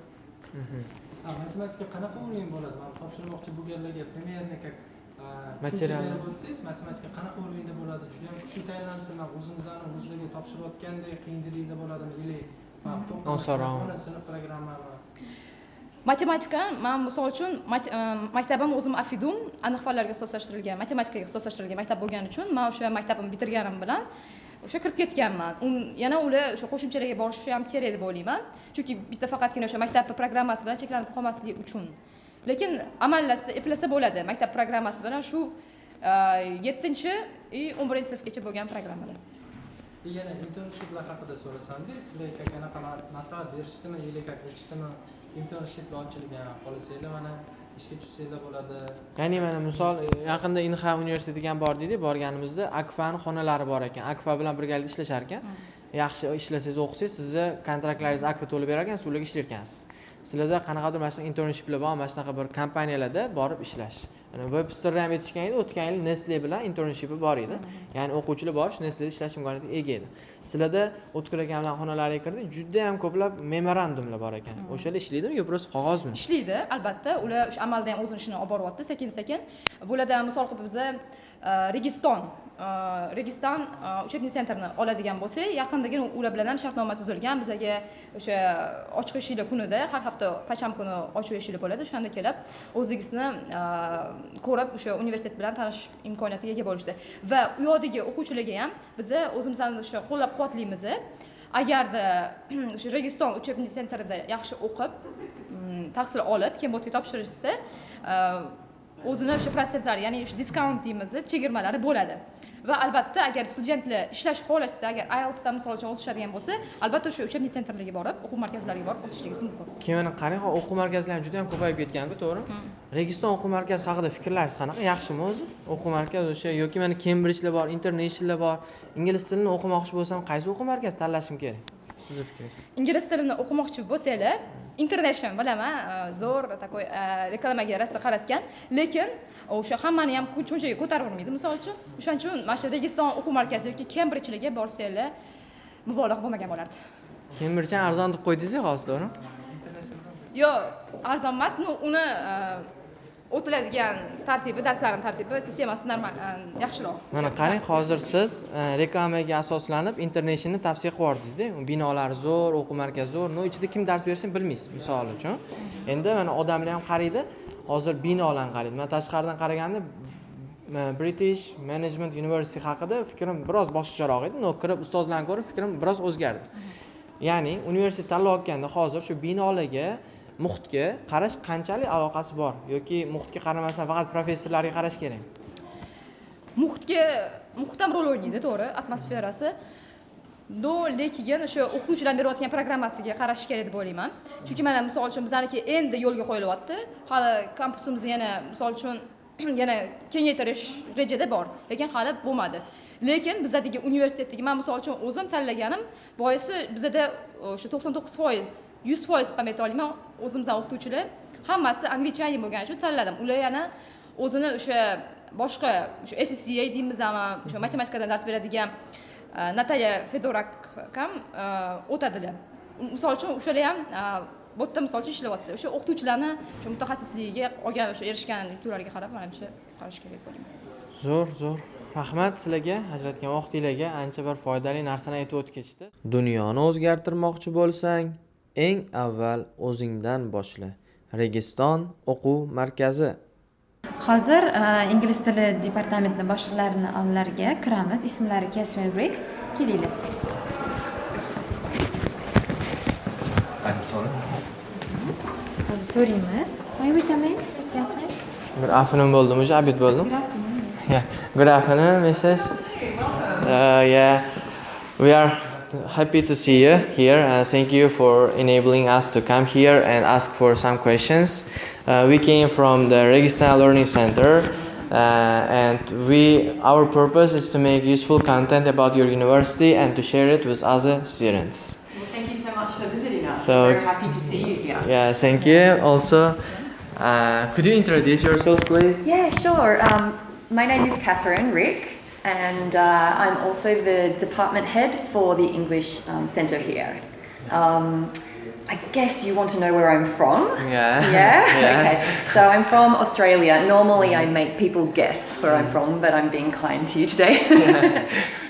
So I come from Australia, and I've worked in Australia at universities in Vietnam, Kazakhstan, also I've worked in Saudi Arabia, believe it or not, and so I've also lived in a number of countries. So I'm really happy to say that Uzbekistan is one of my favourite countries to live. Yeah. Any foreigner that we are interviewing is saying that Uzbekistan is the best place that they are working. Is it because of we are making video in Uzbekistan, or there are some other reasons? Okay, it's not just for the camera, I can guarantee that. No, it's a really fantastic place to live. I mean, you just need to look outside at the beautiful sun, the gardens, the number of trees here, and actually the most important thing is the people, to be honest with you. The people here are very friendly, very hospitable. The students, I think, are wonderful, very kind, and I really, really enjoy working here, to be perfectly honest with you. So, yeah, we are happy to hear that. Yeah. And then you came from Australia, yes? Yeah. And you have worked in several parts of the world. What made you to come to here, Uzbekistan? What's your plans and what's your purpose of working here? Sure, that's a really good question. So I came here, I think it was just after your lockdown was kind of finished. I mean, there was sort of lockdown, but not really, in September. So things were still really difficult here for the pandemic. So I came here to help the BMU become an established university. So that's primarily what drew me to the position here. So I came here and I thought, how exciting. It's a brand new university. The sky is the limit with a brand new university, and we can shape the institution from the first day. So I'm happy to say that I was one of the teachers that taught here on the first day. I actually taught from a quarantine hotel. Can you believe it? Yeah. The first time I met the BMU students, it was through Microsoft Teams, online. What an amazing experience. So to answer the other parts of your question, what are the plans? What do I want to do here? I really want to be with British Management University for the long term, to see it become established, to see the new campus that we're building become something. It's great having our beautiful gardens, it's great having this nice facility here, but as you know, we need to expand, we need to become bigger. And so part of my longer term plan is to be here and grow with the university as it grows. Yeah. Great. And then about the university partners with Reading University, yeah? And does it have any other branch, or it's just the first in Uzbekistan? The British Management University, it's the first. The first one. Yeah, but as I know, we have big plans. So we would like to expand into different countries in the region as well, to become one of the biggest universities in Central Asia. This is a very big plan, and I really, really hope that it can happen. And I think with the good work that we're doing here, with the support of all the, I'm looking at one of the administrative staff now, the support of the admin and support of the teaching staff here, everybody working together, I think it's possible. Yeah. Great. And then, for example, I also started working in a new team, in a new place. But when you start working in a new place or with a new team, there are some mistakes, or there are some obstacles, problems that you should solve. So what kind of problems were here in its opening, and what did you solve for the past 8 or 9 months? What could you accomplish here that you are proud of? Right. Oh, so much. I mean, that's a really big question. Of course, the biggest problem that we experienced is probably the same as other institutions with the pandemic. opening a brand new university in a pandemic with a brand new team, some of whom had never even stepped foot outside a hotel here. Getting that organised and ready to go for day one was a really big challenge and something I'm very proud of, because I was able to work with people in random locations, different locations, who were coming here. Some here already, some in other countries. I, for one, was working from Georgia, the country of Georgia, as I was doing curriculum planning there, and knowing at some stage I would get the green light to fly to Tashkent. So it's sort of like a movie, if you think about it. So one of the things that I'm most proud of is that we did it. And I actually remember meeting Akita, our student services manager. She's fantastic. I met her online. I met everybody online. Can you believe it? And the students.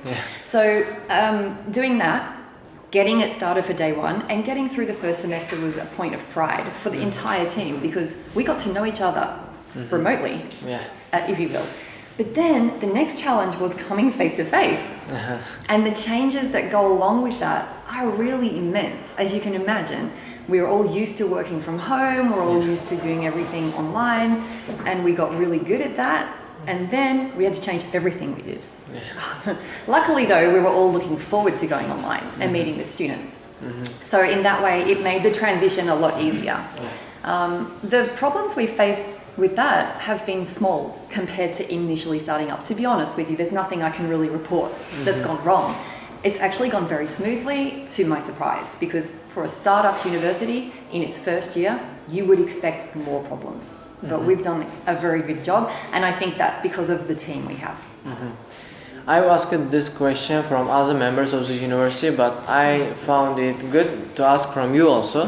What makes British Management University unique? What do you think? I think it's unique just because of the age of the university. At the start of it, it's in its infancy. It's not an established university, and we don't pretend to be.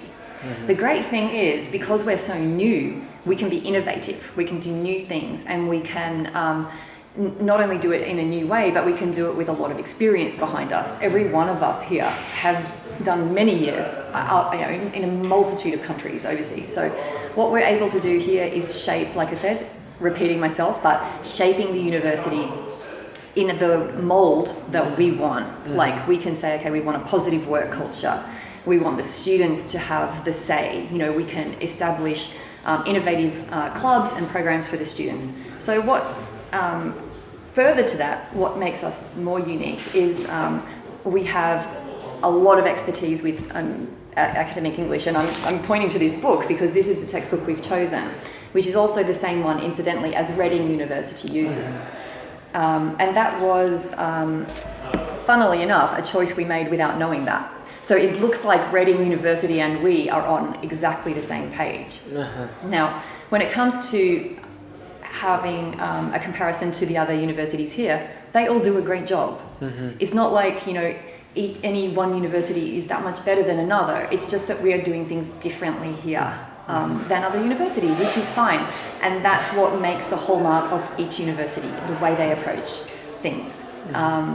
So I know Westminster is extremely established, has a really great student recruitment program, and we respect this university immensely. There are lots of amazing local universities. We just want to be part of the community here. We don't want to dominate and take over. We want to be part of everything and share knowledge across the institutions if possible. In my opinion, having been around the world and participating in academic life around the world, it is important to share and really support each other with different knowledge. Actually, we're thinking about starting a conference for English language teaching here. So, and in this way we can not just have one university, we can have all universities talking with each other. The World Languages University, Westminster, BMU, together and combining our expertise. And then you'll have a truly reformative education system in Uzbekistan, and that's what we want to be part of. Thank you, great. And as you mentioned, the syllabus, you get the books from this Oxford, Oxford Press, yes? Yes. And you have the great syllabus to teach for the students. And then about the students' career, where can they work after they graduate this university? What do you think? Well, I won't talk too much about the degree programs themselves because my expertise is English, so forgive me. But what I can say is that the idea behind our courses is to ensure that students are work ready. And of course, we're a management university, so all of the fields that they'll be going into in theory should be management related fields: finance, economics, supply chain management, logistics, tourism, so all of those. So we will do our very best to make sure that they're not just coming to university, sitting there, being spoken to, and then they leave with a diploma. No. We're very practical. Yeah, so what we want them to do is to be able to immediately enter the workforce and go out and get a job in whichever chosen field they have interest in. So great, thank you for your time. You're welcome. We have tried, actually we are making this video for the students who don't have the opportunity to come and see this university, and we are trying to cover this university with the eyes of the student. So we are trying to give this kind of questions. And are there any questions that we didn't ask or you didn't see? If there are any things that you share with us, we would be happy. Sure, yeah. Well, there's one just on the curriculum itself, because we have this textbook, of course, I said, right? And that forms a major component of what they do in the foundation year for English. But additionally, we have curriculum we have designed ourselves. And I'd love people to know about that. It's called Academic Skills. And what that is a supplementary add-on course that really focuses on things we believe are important for university students, such as learning how to really live within an academic culture, like what it means to be a university student. And it's kind of like a really long orientation to becoming a university student. We also talk about particular skills you need, obviously presentation skills, we have essay writing skills, report writing skills, and really focusing in on those aspects of the course in a concentrated way. So I actually lecture those at the moment, and I just think that it's one of the things that does distinguish our program from others out there. Yeah, actually, one more question about these books. Can students get all of them individually, this kind of books, or they should go to the library to work with it? As part of our program, we give students books. So they get one as part of their fee, I think here. So it's for free, basically. So they come and they get a book. They get a real book. It's got a CD, as you see. It's got the original CD. We only use authentic materials here. So it's like words of studying here, I see. Because they do not spend their time for nothing. They just study some things that are useful for their future. I see this. Seriously, we push people pretty hard. I have to say, if you want to come here, you better be prepared to work hard. But the rewards are worth it. You don't get something for nothing. And I think that in life, if we can train students here to realize that it's not just about paying money and getting a diploma, it's so much more than that. It's about experiencing student life. It's about making friends, forming networks, getting the knowledge that you need, and upping the English language skills, because this is a highly marketable skill, right? I don't need to tell you that, because you're obviously learning English as well, and you're good at English, so... not so. Actually, I'm also thinking to improve my English, because I just talked with the vice rector, with Yuri, and I'm talking with you. I have some problems with my English, so I really sorry for the viewers for having some problems with my speech. And then, one more question came to my mind, if I want to improve my English, can I just come to your university and study only this subject? For diploma, I just want to improve my language skills. We don't have a program for that right now, but it's a really good idea, and we're planning on opening some different offerings after this first year, because right now we're just focusing on making sure our foundation program and moving into the degree first year is smooth. and of the acceptable quality, you know. But after that, then of course we're starting to think about pathway programs, offering pre-university courses, and of course, you know, in the case that people want to come and just do a crash course in English, that's a really great idea and something I think we can do here. Yeah, it would be perfect. Why I am asking this question? Because we have just interrupted one professor's class, Maria. Yeah. We are really sorry for that because it was a break. I see the teachers, professors are so young and so eager mind to teach the students. Yeah. That's why I am asking. For example, in some universities, there are some old professors. It's a bit hard to learn with them because they don't have so much power to teach students with so good, with strictly. That's what I really liked about this university. So if there are any students who actually, you know, before coming to this university, I have something a bad idea about this university. Why? Because I saw it from the street. I've seen it's a small building, and I've seen it's $3,500. It's a bit expensive for the Uzbek population. Yeah. But here I see that it's not only about the atmosphere, it's about the education. Yeah. So I see education here is more than the atmosphere. And that's why I really liked about this university. So after that, if I will have any other comments from the students about asking recommendations about universities, this British Management University also came to my mind to recommend them. I really like your university, honestly. Thank you. Thank you for having us. And so, thank you. You're welcome. Can I mention one more thing, actually? You've just reminded me, you were talking about the different programs that we could be offering. And actually what we're doing now, which I think is important, but it's not part of the main business of the universities, we actually have a collaborative social project with the high school and primary school teachers in Tashkent.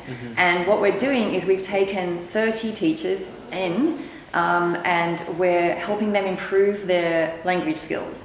And so that's a very nice project that we're doing now. We just started real classes this week, and so the idea is that they upskill their language skills to around C1 level.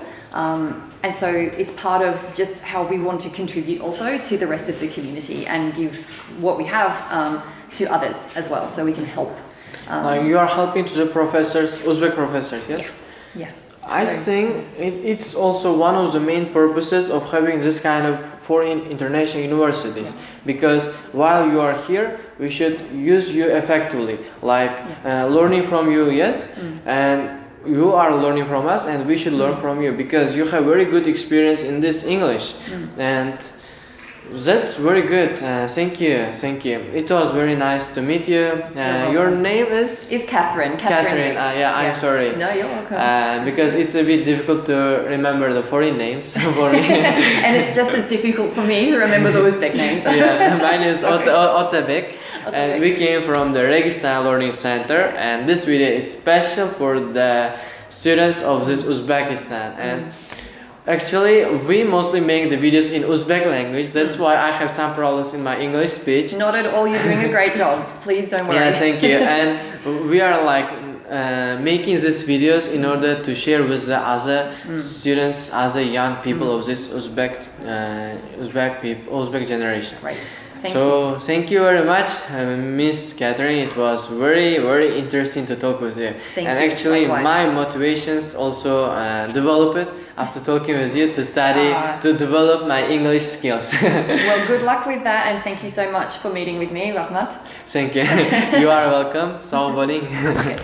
Thank you very much. Bye-bye. Bye-bye. Goodbye. Davom etamiz. Hozir mana Miss Catherine, ya'ni shu ingliz tili bo'limini British Management Universitetiga rahbarlari bilan gaplashdik. To'g'risi, men agar to'g'risini aytadigan bo'lsam, maza qildim gaplashib.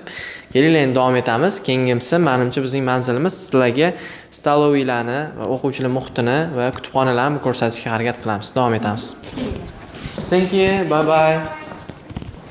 Dunyoni o'zgartirmoqchi bo'lsang, eng avval o'zingdan boshla. Registon o'quv markazi. Britaniya Menejment Universitetimizni ikki tomonlama rivojlanib boryapmiz, ham sport, ham ta'lim yo'nalishi bo'yicha. Masalan, men juda ham sportga qiziqqanim bilan futbol klubini ochishga qaror qildim. va birinchi chempionatimni o'tkazdim. Chempionat juda ham qiziqarli va jo'shqin tarzda o'tdi. Barcha jamoalar yutish uchun, g'olib qozonish uchun juda ham shiddat bilan harakat qilishdi va oxirida g'oliblar kubok va medallar bilan taqdirlandi. Masalan, Jahongir Marimov universitet tomonidan eng yaxshi futbolchi deb tanlangan. Kelishgan holda universitet bilan xalqaro toifadagi klubni ochmoqchi bo'ldik va Amerika tarafdan Toastmasters xalqaro klubni birinchi bor O'zbekistonga olib kirdik va bu klub bolalarda liderlik qobiliyatini, communication skill, muomalani va body language improve qilishga yordam beradi. Avvalambor o'qishga kirishdan oldin men o'zimni IELTS'im tufayli shu universitetni tanladim, chunki boshqa yili Singapur, Websterlarga ham topshirganman. No, rezultat sal kamroq chiqqan sababli o'xshamagan. Lekin o'zim balimga iqror bo'lib, shunga bu yerim bo'lgandan keyin bu Britaniya universitetini topdim izlab va 5,5 ga uchun topshirdim. Va matematikadan bilimim normal edi, o'rtacha edi va buni improve qildim, tayyorlandim va matematika imtihonidan ham a'lo bahoga o'tdim. Va speaking bo'ldi bizda. Face to face conversation online bo'ldi. Undan ham IELTS'da 5,5 speaking bo'lgani uchun bemalol hech qanday qiyinchiliksiz o'tdim. Mana hozir shu birinchi marta dokumentdan qabul qilish boshlandi. Ha, boshlandi, application boshlandi. Imtihon qachon bo'ladi matematikada? 1-mayda. Menimcha mayda bo'ladi. Уже iyunda bizga o'qish 10-may. 10-aprelda matematika boshlanar ekan. Matematika imtihonlari ingliz tilida, o'sha imtihon bo'lmaydi. IELTS kerak. IELTS Duolingo. Primer matematikadan nima bo'lishini ko'rish uchun saytimizda bitta knopka bor, matematический практика degan, o'sha yerga kirib tayyorlansa ham bo'ladi. Tayyorlash uchun ma'lumotlar bor, materiallar bor tayyorlanish. Tayyorlanish uchun. Universitet shunaqa narsaki, maktab emasda universitet. Maktabda sizni ustozlaringiz qo'lingizdan yetaklab o'qiradi, baho qo'y, o'qi deydi. Universitetga odam o'z xohishi bilan kiradi. Bu yo'lda o'zini ham kuch kerak, professorlarni ham kuch kerak. O'shaning uchun agar masalan bu joyda professor slabый o'rgatayotgan bo'lsa yoki qiziqtira olmayotgan bo'lsa, bola o'zi olib o'shani uyga borib o'zi o'rganishi kerak. Chunki bu o'zi universitet, katta hayotga oyoq qo'yish deyiladi. O'shaning uchun ham keyin Nega Britaniya Menejment Universiteti bu yoqda Shahzoda aytdilar, yangi universitet, ustozlarimizning 80% chet ellik ustozlar. Keyin masalan ingliz tiliga asoslangan, biznes bilan ingliz tiliga asoslangan. Shunaqa narsa borki, agar ingliz tili native speakerlar bilan gaplashadigan bo'lsangiz, ingliz tilida gapirish qobiliyatingiz oshadi. Chem O'zbekistonlik odam bilan ingliz tilida gaplashganingizga qarang. Keyin ularning dunyo qarashini o'zingizga olasiz. O'zbekistonliklar bilan dunyo qarashingiz bir xil bo'lishi mumkin, qaysi joylarda. Chet eldan kelgan odamlar bilan boshqacha bo'ladi, chunki ular boshqa hayotni ko'rgan. O'shani biz o'rganamiz. O'shaning uchun ham Britaniya Menejment Universitetini hamma tanlagan. Bitta semestrda nechta dars o'qiyapti bu yerda? 3ta. Kuniga 3ta? 3ta fan. 3ta fan, uni yana o'zi har bittasini o'zini bir nechta gruppasi bor. Masalan, matematikani oladigan bo'lsak, matematikada 3ta gruppamiz bor. ALS, QM2, keyin matematikada qiynaladigan 3ta gruppa. İngiliz tilida 3 ingliz tilidan 3 xil ingliz tilimiz bor. Academic skills, English, international English bor. Intro to businessda yo'lda bitta. Hammaga bitta o'rgatiladi, biznes sohasi bo'yicha. Imtihonlar topshirdik. Biz o'ylardik, tak bo'ladi imtihonlar. Yo'qlanishga. Kamerada kuzatishadi sizni, beshib sizni oldida turishadi. Pasport bilan kirishadi, ID karta qattiq turishdi. Biz imtihonlarni to'g'risi kutmagandik bunaqa bo'lishini. Abituriyent qanday universitetga kirsa, midterm semestr tugagan. Semestr tugaganda semestrlar yopish jarayoniga kelganda bizda shunday situatsiya bo'ldi. Biz o'ylagandik, osonroq bo'ladi deb o'ylagandik. Unaqa emas. Bitta ham gaplashib bo'lmaydi. Ozroq qilamiz, telefon kalkulyator matematikada O'tganingizda o'zingiz o'qimasangiz hech kim yordam bermaydi yoki gapingiz to'g'rida. Keyingisi eng muhim narsalardan biri bu attendance. Bizda Webster darsiz kelmasangiz bahoyingiz pasayadi. Bizda ham shunaqa. Agar 3 ta darsga kirmasangiz, boshdan bir aytib, attendance qanaqasi? attendance agar masalan ulgurmayotgan bo'lsangiz yoki semeyniy muammo bo'layotgan bo'lsa, har bitta gruppani o'zini fasilitli gruppi bor. O'sha odamga yozasiz, mana shunaqa muammo bo'lyapti, men kelolmayman. Darsni boshqa kunga ko'chirib bering, ko'chirsangiz bo'ladi. Agar biz prичина qoldiradigan bo'lsangiz, 3 ta fan, 3 ta dars qoldiradigan bo'lsangiz, -10% total score. Bahoyingiz tushadi. Finalga недопуски kirolmaysiz. Vazifalar haqida so'rang. Vazifalarni qayerga topshirasiz? O'zingizlar platformalar bor. Teams platformasi bor. O'sha Microsoft Team programmasi orqali ishlaymiz. O'sha o'zimizning universitet gruppasi bor. Har bitta fan, har bitta guruh bo'yicha alohida guruh ochilgan. Homework section, fayl, har bitta damashq работаларni, har xil fayllar, rasmlarni o'sha Microsoft Teamga upload qilishadi. O'sha yerdan biz olib ko'rsak bo'ladi. Damashqning работаларni ham, vazifalarni ham o'sha yerga joylaymiz. Keyin qarang, har bir hozir zo'r narsangizda o'shandan savol kelib qoldi. Har bir o'qishda bir krutoy bola bo'ladi. To'g'ri? O'qimaydi, nimadirlar qilib yuradi. Keyin oxiri imtihon kelganda o'rta oddiyda nima sizlarda imtihon hammasi bir o'zi o'qimasa do'st javob bera olmaydi do'st. Shunaqa bolalar ham bormi? Bo'lsa qanaqa bir ularni oqibati, nimalar bo'ladi? O haqiqatdan unaqa o'quvchilarni universitet chiqarib yuboradimi yoki pulni to'lasa o'qib turadimi?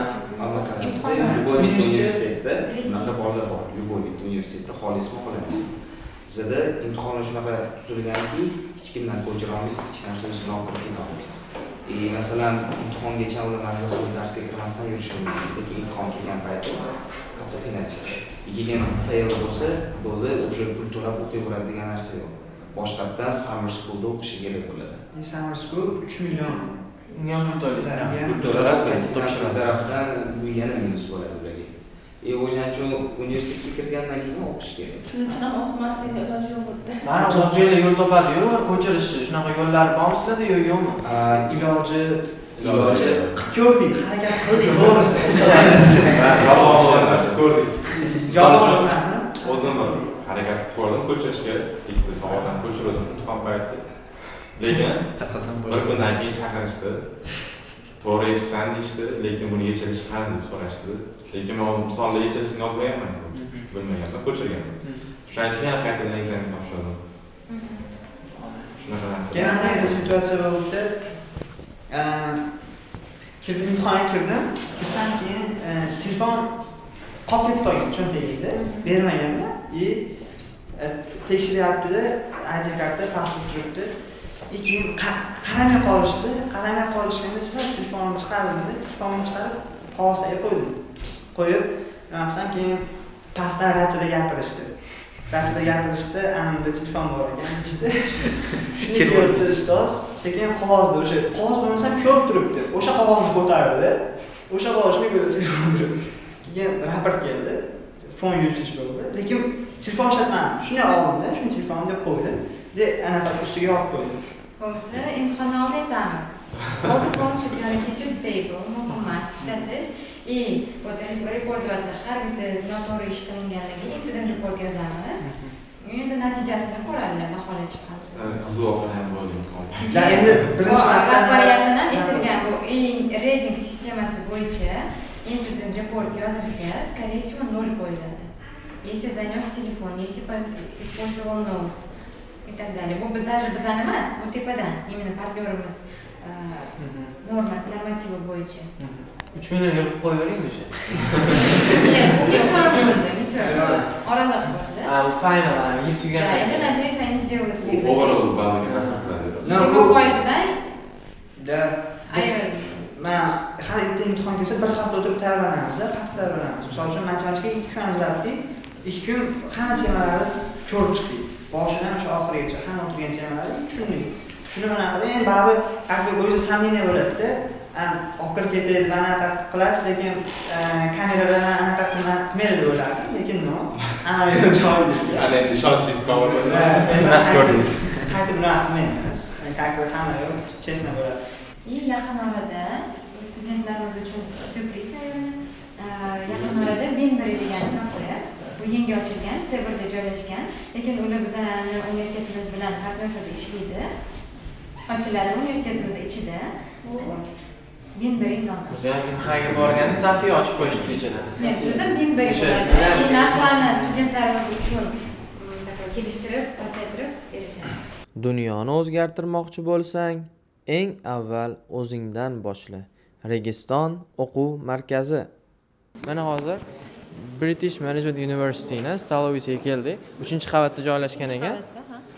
Ha, yuringlar, ko'ramiz. Здравствуйте. Assalomu alaykum.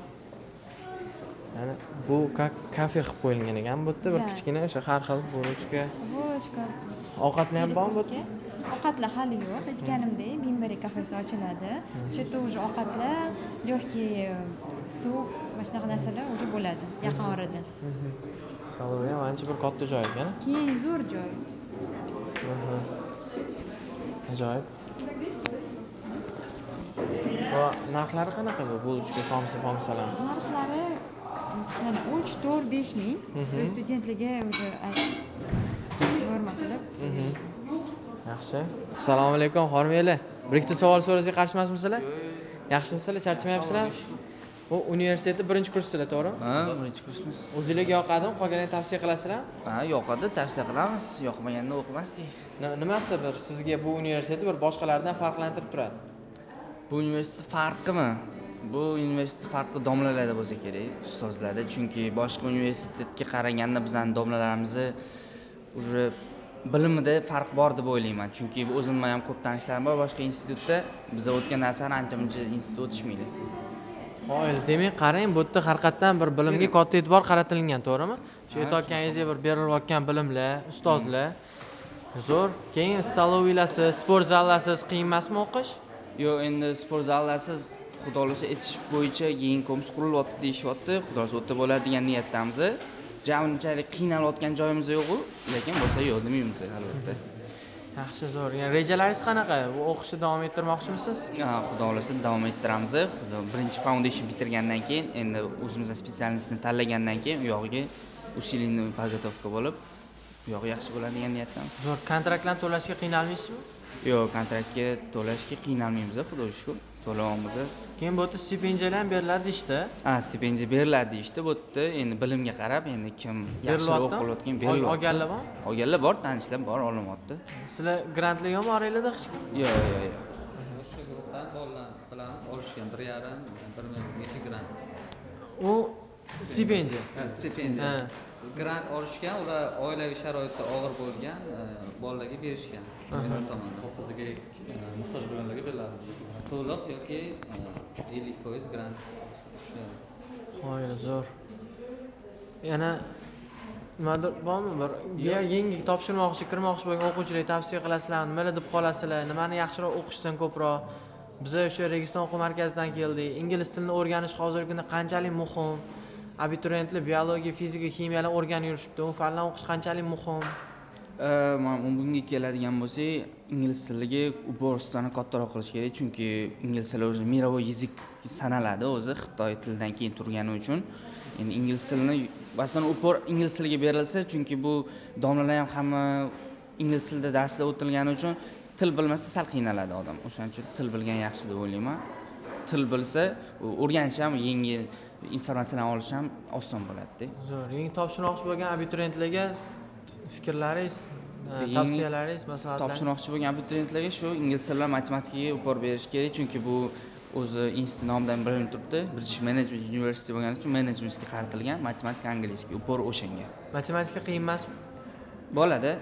Yaxshi bo'lyapti, xudoga shukr. Endi bilmaganga qiyin, bilganga oson-da. Rahmat sizlarga, sog'lik, o'qishingizga omad tilaymiz. Dunyoni o'zgartirmoqchi bo'lsang, eng avval o'zingdan boshla. Registon o'quv markazi. Hozir Amira o'quvchimiz onlarni ko'ramiz. Amira. Keyingi professor yonlariga kiryapmiz. Bulardan ham bir ikki og'iz savollar beramiz. Good afternoon. It's very nice to see you. Thank you for having us here, and we have some questions about your university. Absolutely. Thank you. Could you introduce yourself, please? Sure, my name is Miss Amira. I'm from the United Kingdom and I'm one of the English teachers here in the department at BMU. Wow. Actually, we have been traveling in your university for 2 hours. And we really like it, your university here. That's very amazing here to see the eager mind students, the knowledgeable students, and knowledgeable professors. What made you to come to this university? What made you to come to this Uzbekistan? Oh, that's a very good question. I've always been fascinated by Central Asia. Actually, my grandparents are Bukharis as well, so I always knew I had some sort of link to Bukhara. So I was excited. I spent the last really 7 years or so working abroad, mainly in Middle East or North Africa, Arabic countries. And Central Asia has always been on my list of places to visit. So I've now arrived here and really interesting mixture of culture and history. But the best thing about the British Management University is the fact that it's a brand new organisation. We have a British curriculum, currently working on a partnership with the University of Reading. We have a very international, positive department and co-workers. The students, it's their first year, teachers, it's the first year, so we're all here together as newbies, but really discovering things all together. Yeah, you know, when people gather for the first time, when they collect their team, there will be lots of problems, yeah? So what kind of problems did you face? Because it's a new university. There is no one accurate system that's working. So many obstacles you will face. What were there? Oh, there were quite a few because not only were we opening a new university, but it's during the pandemic.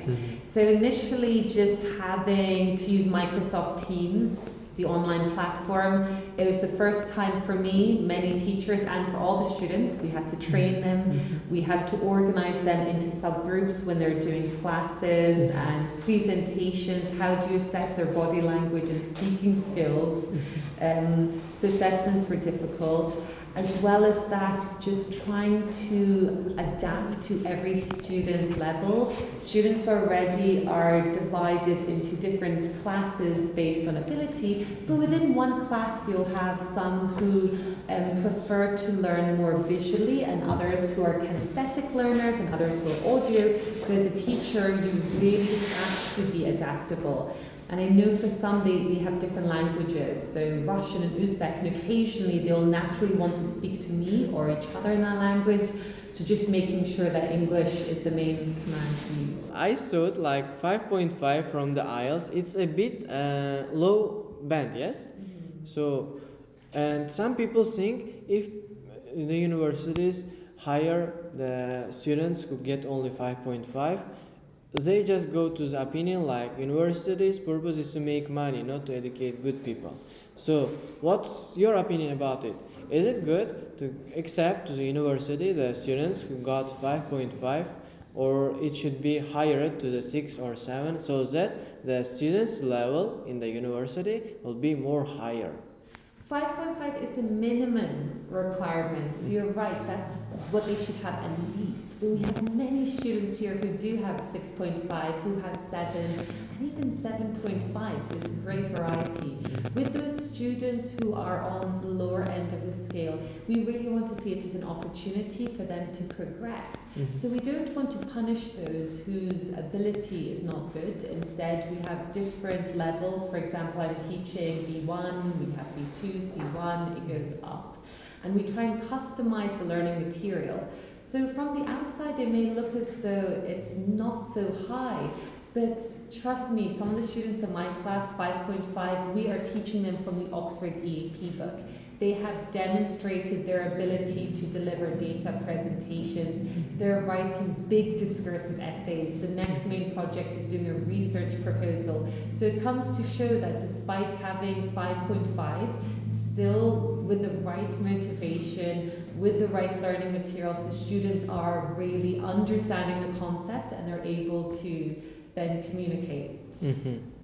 Great. And you know, I face it by we mostly make interviews and this kind of university showings in Uzbek language, but here I came. I taken today 3 or 4 interviews in English language. I have less ability to talk in English, and I'm facing some problems. So, what do you recommend to the students who want to develop their English skills? As you are an English IELTS instructor. I do academic English, Yeah, but academic. many of them are asking similar things, and what we do encourage is a lot of active participation in class. We also have so many clubs here as well, so it's enough, not always enough to do everything that's in class. There's Toastmasters Club that's newly being established, which is all about public speaking in English. We have TEDx talks over here. We have so many public speaking platforms. We try and encourage students to really create exposure all around. So continue to listen to BBC News English, listen to English podcasts, read articles in English, read books regularly, do some writing, journals, personal reflections, and to constantly revise all the work that's being delivered to them in the textbooks. Because all of this is transferable, and you really have to do some personal, professional development in your own personal time as well. So continue to speak English with your classmates, join a club.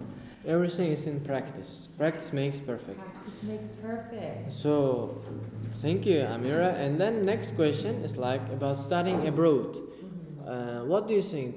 Today, lots of Uzbek people have opportunity to study abroad. Yes, there are lots of universities in Europe which make you education free and even pays the scholarships, the grants. Yeah, and what do you think? Is it good to travel abroad and study abroad, or to stay in Uzbekistan and learn here? Like, as you have a motto, learn global, learn, study local, succeed global. Yeah, it's your motto. It's British University Management University's motto. Yeah, like, so what do you think about studying abroad? Is it useful? Should we try it, or we just should keeping studying in Uzbekistan?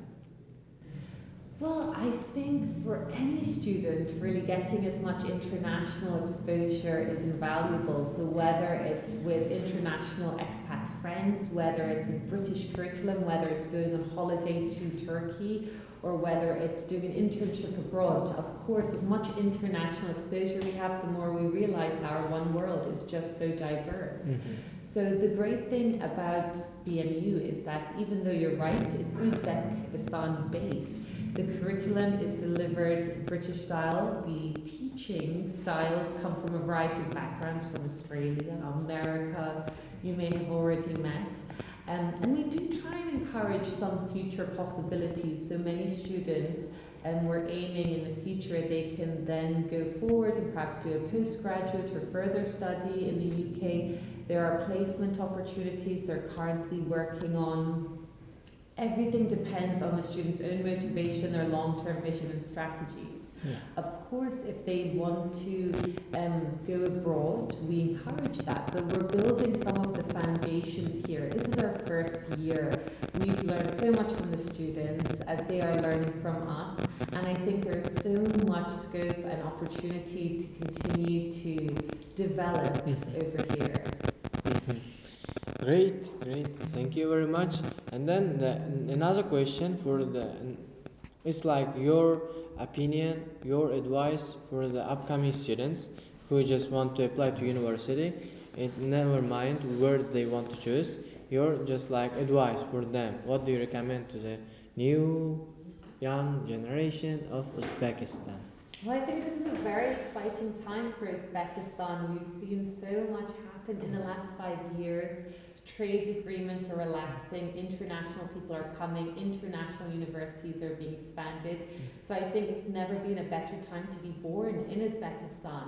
So the economy is getting better in some regards. Lots of international companies are starting to invest.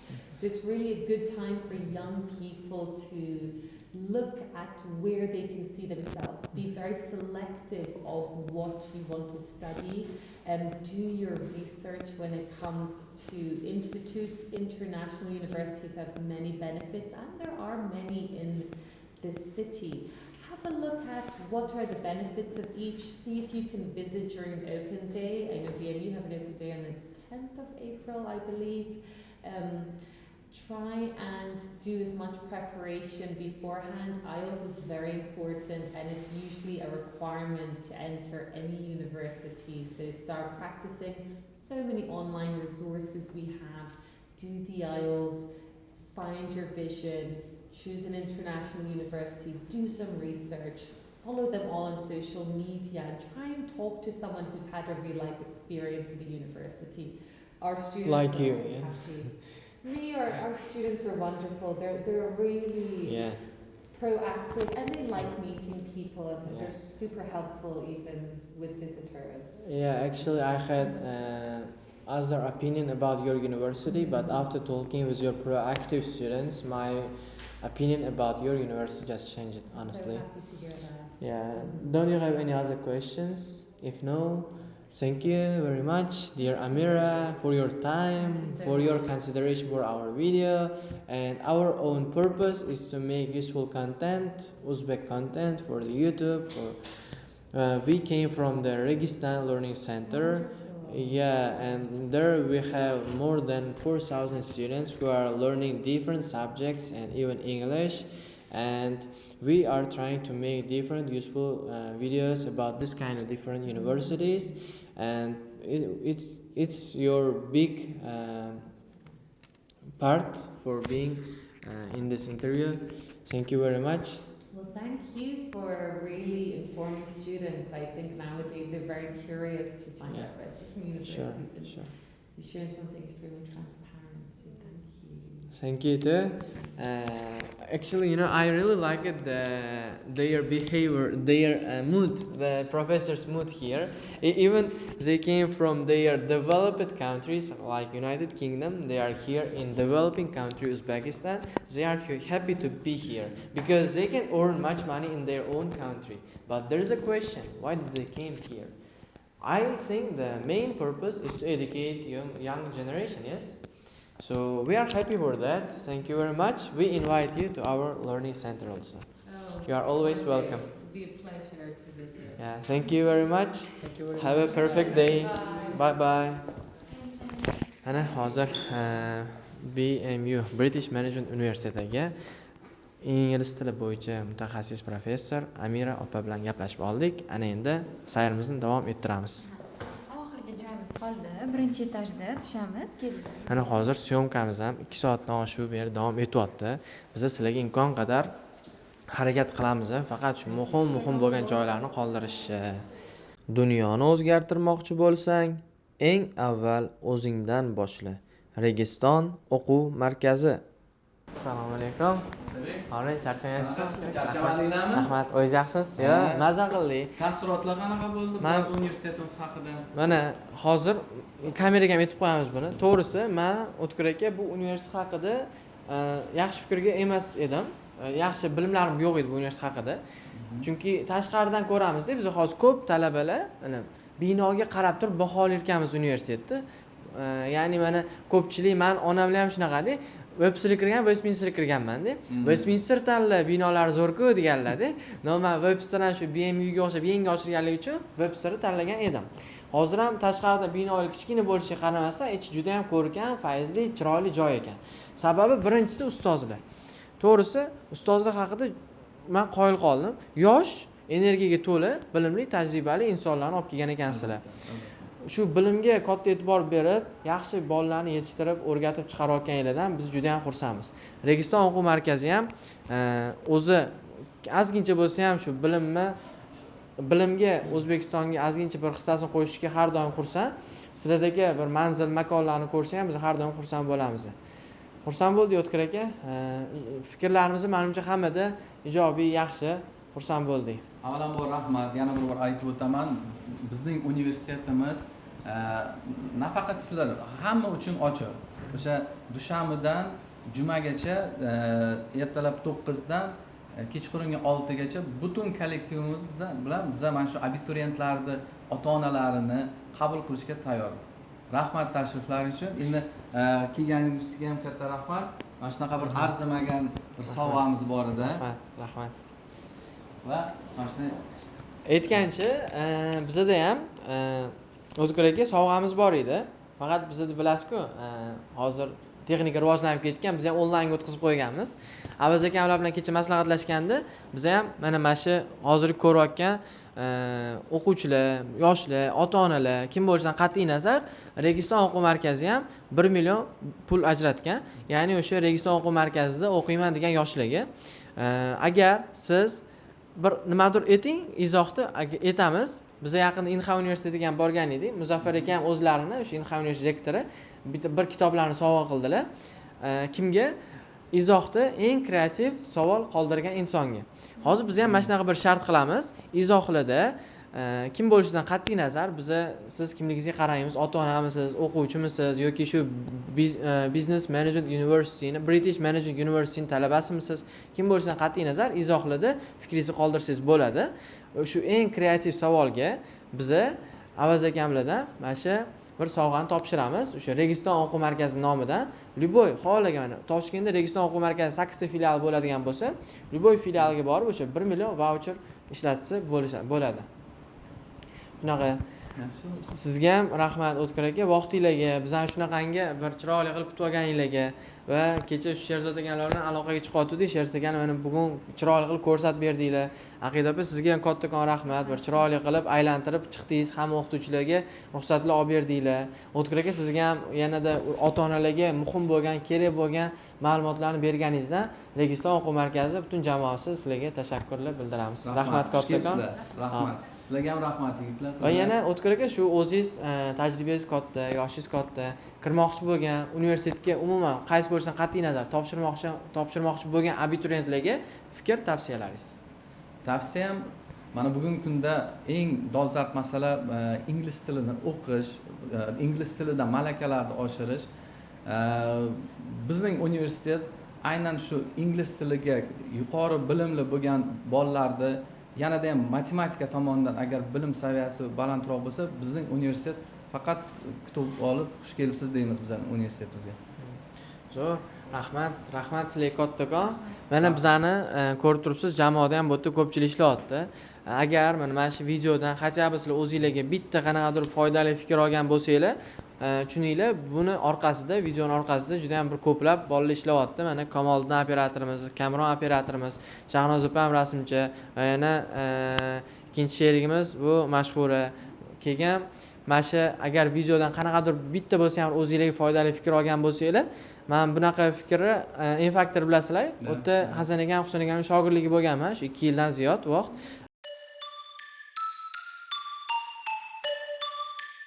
Assalomu alaykum, Infaktor kanalining muxlislari. Assalomu alaykum. Assalomu alaykum. Assalomu alaykum. Assalomu alaykum. Assalomu alaykum, aziz Infaktor muxlislari. Biz sizlarni yana sog'indik, ko'rishganimizdan xursandmiz.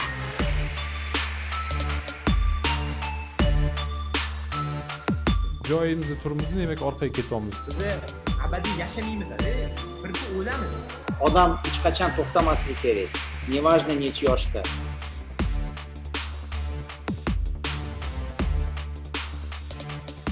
Ona shu yerdaman. Mana Murod akamni ko'rdim, savol beryapman. Biznesda kim yutadi? Tikkan pulni yutqizishga qo'rqmaydigan odam yutadi. Eng zo'ri bo'ling, insonlar sizni talashsin. Kompaniyalar sizni talashsin, va sizni qiymatingiz pul bilan o'lchanmasin.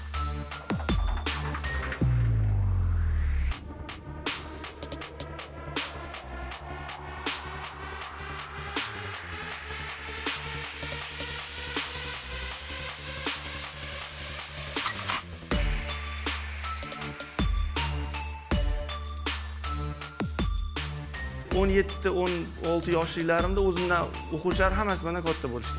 Onajonim ko'zlarida xursandchilikni ko'rish bu men uchun anchagina katta baxt edi va bu baxtga ham erishdim. Eng baxtli odam shunaqa odamki, o'lgandan keyin ham uni yaxshiliklari to'xtaveradi.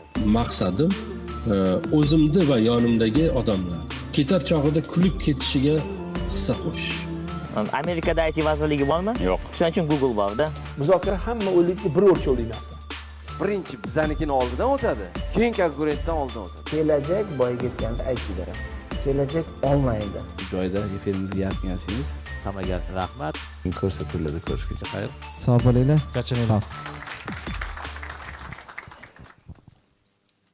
Va zo'r narsani aytishardi, mana shu kursu yakunlanayotganda bitta bo'lsa ham bir o'zingizga foydali fikr g'oya olgan bo'lsanglar, ustozlarimiz haqqiga, ushbu universitetni tashkillashtirayotgan insonlar haqqiga, barcha bizani haqqimizga, ya'ni shu vaqtlarimizga baraka bersin, kuch-quvvat bersin degan bir duolaringizda eslab qo'ysanglar, biz yanada xursand bo'lamiz va mana shunaqa tashriflarimizni bardavom qilib, sizlarga yoqqan eng zo'r universitetlarni ko'rsatib berishda davom etamiz, xudo xolisa. Hammanglarga e'tibor uchun rahmat kattakon. Rahmat. Sog' bo'ling. Rahmat sizga, O'tkir aka. Xursand bo'ldik. Juda ham xursand bo'ldik. Rahmat.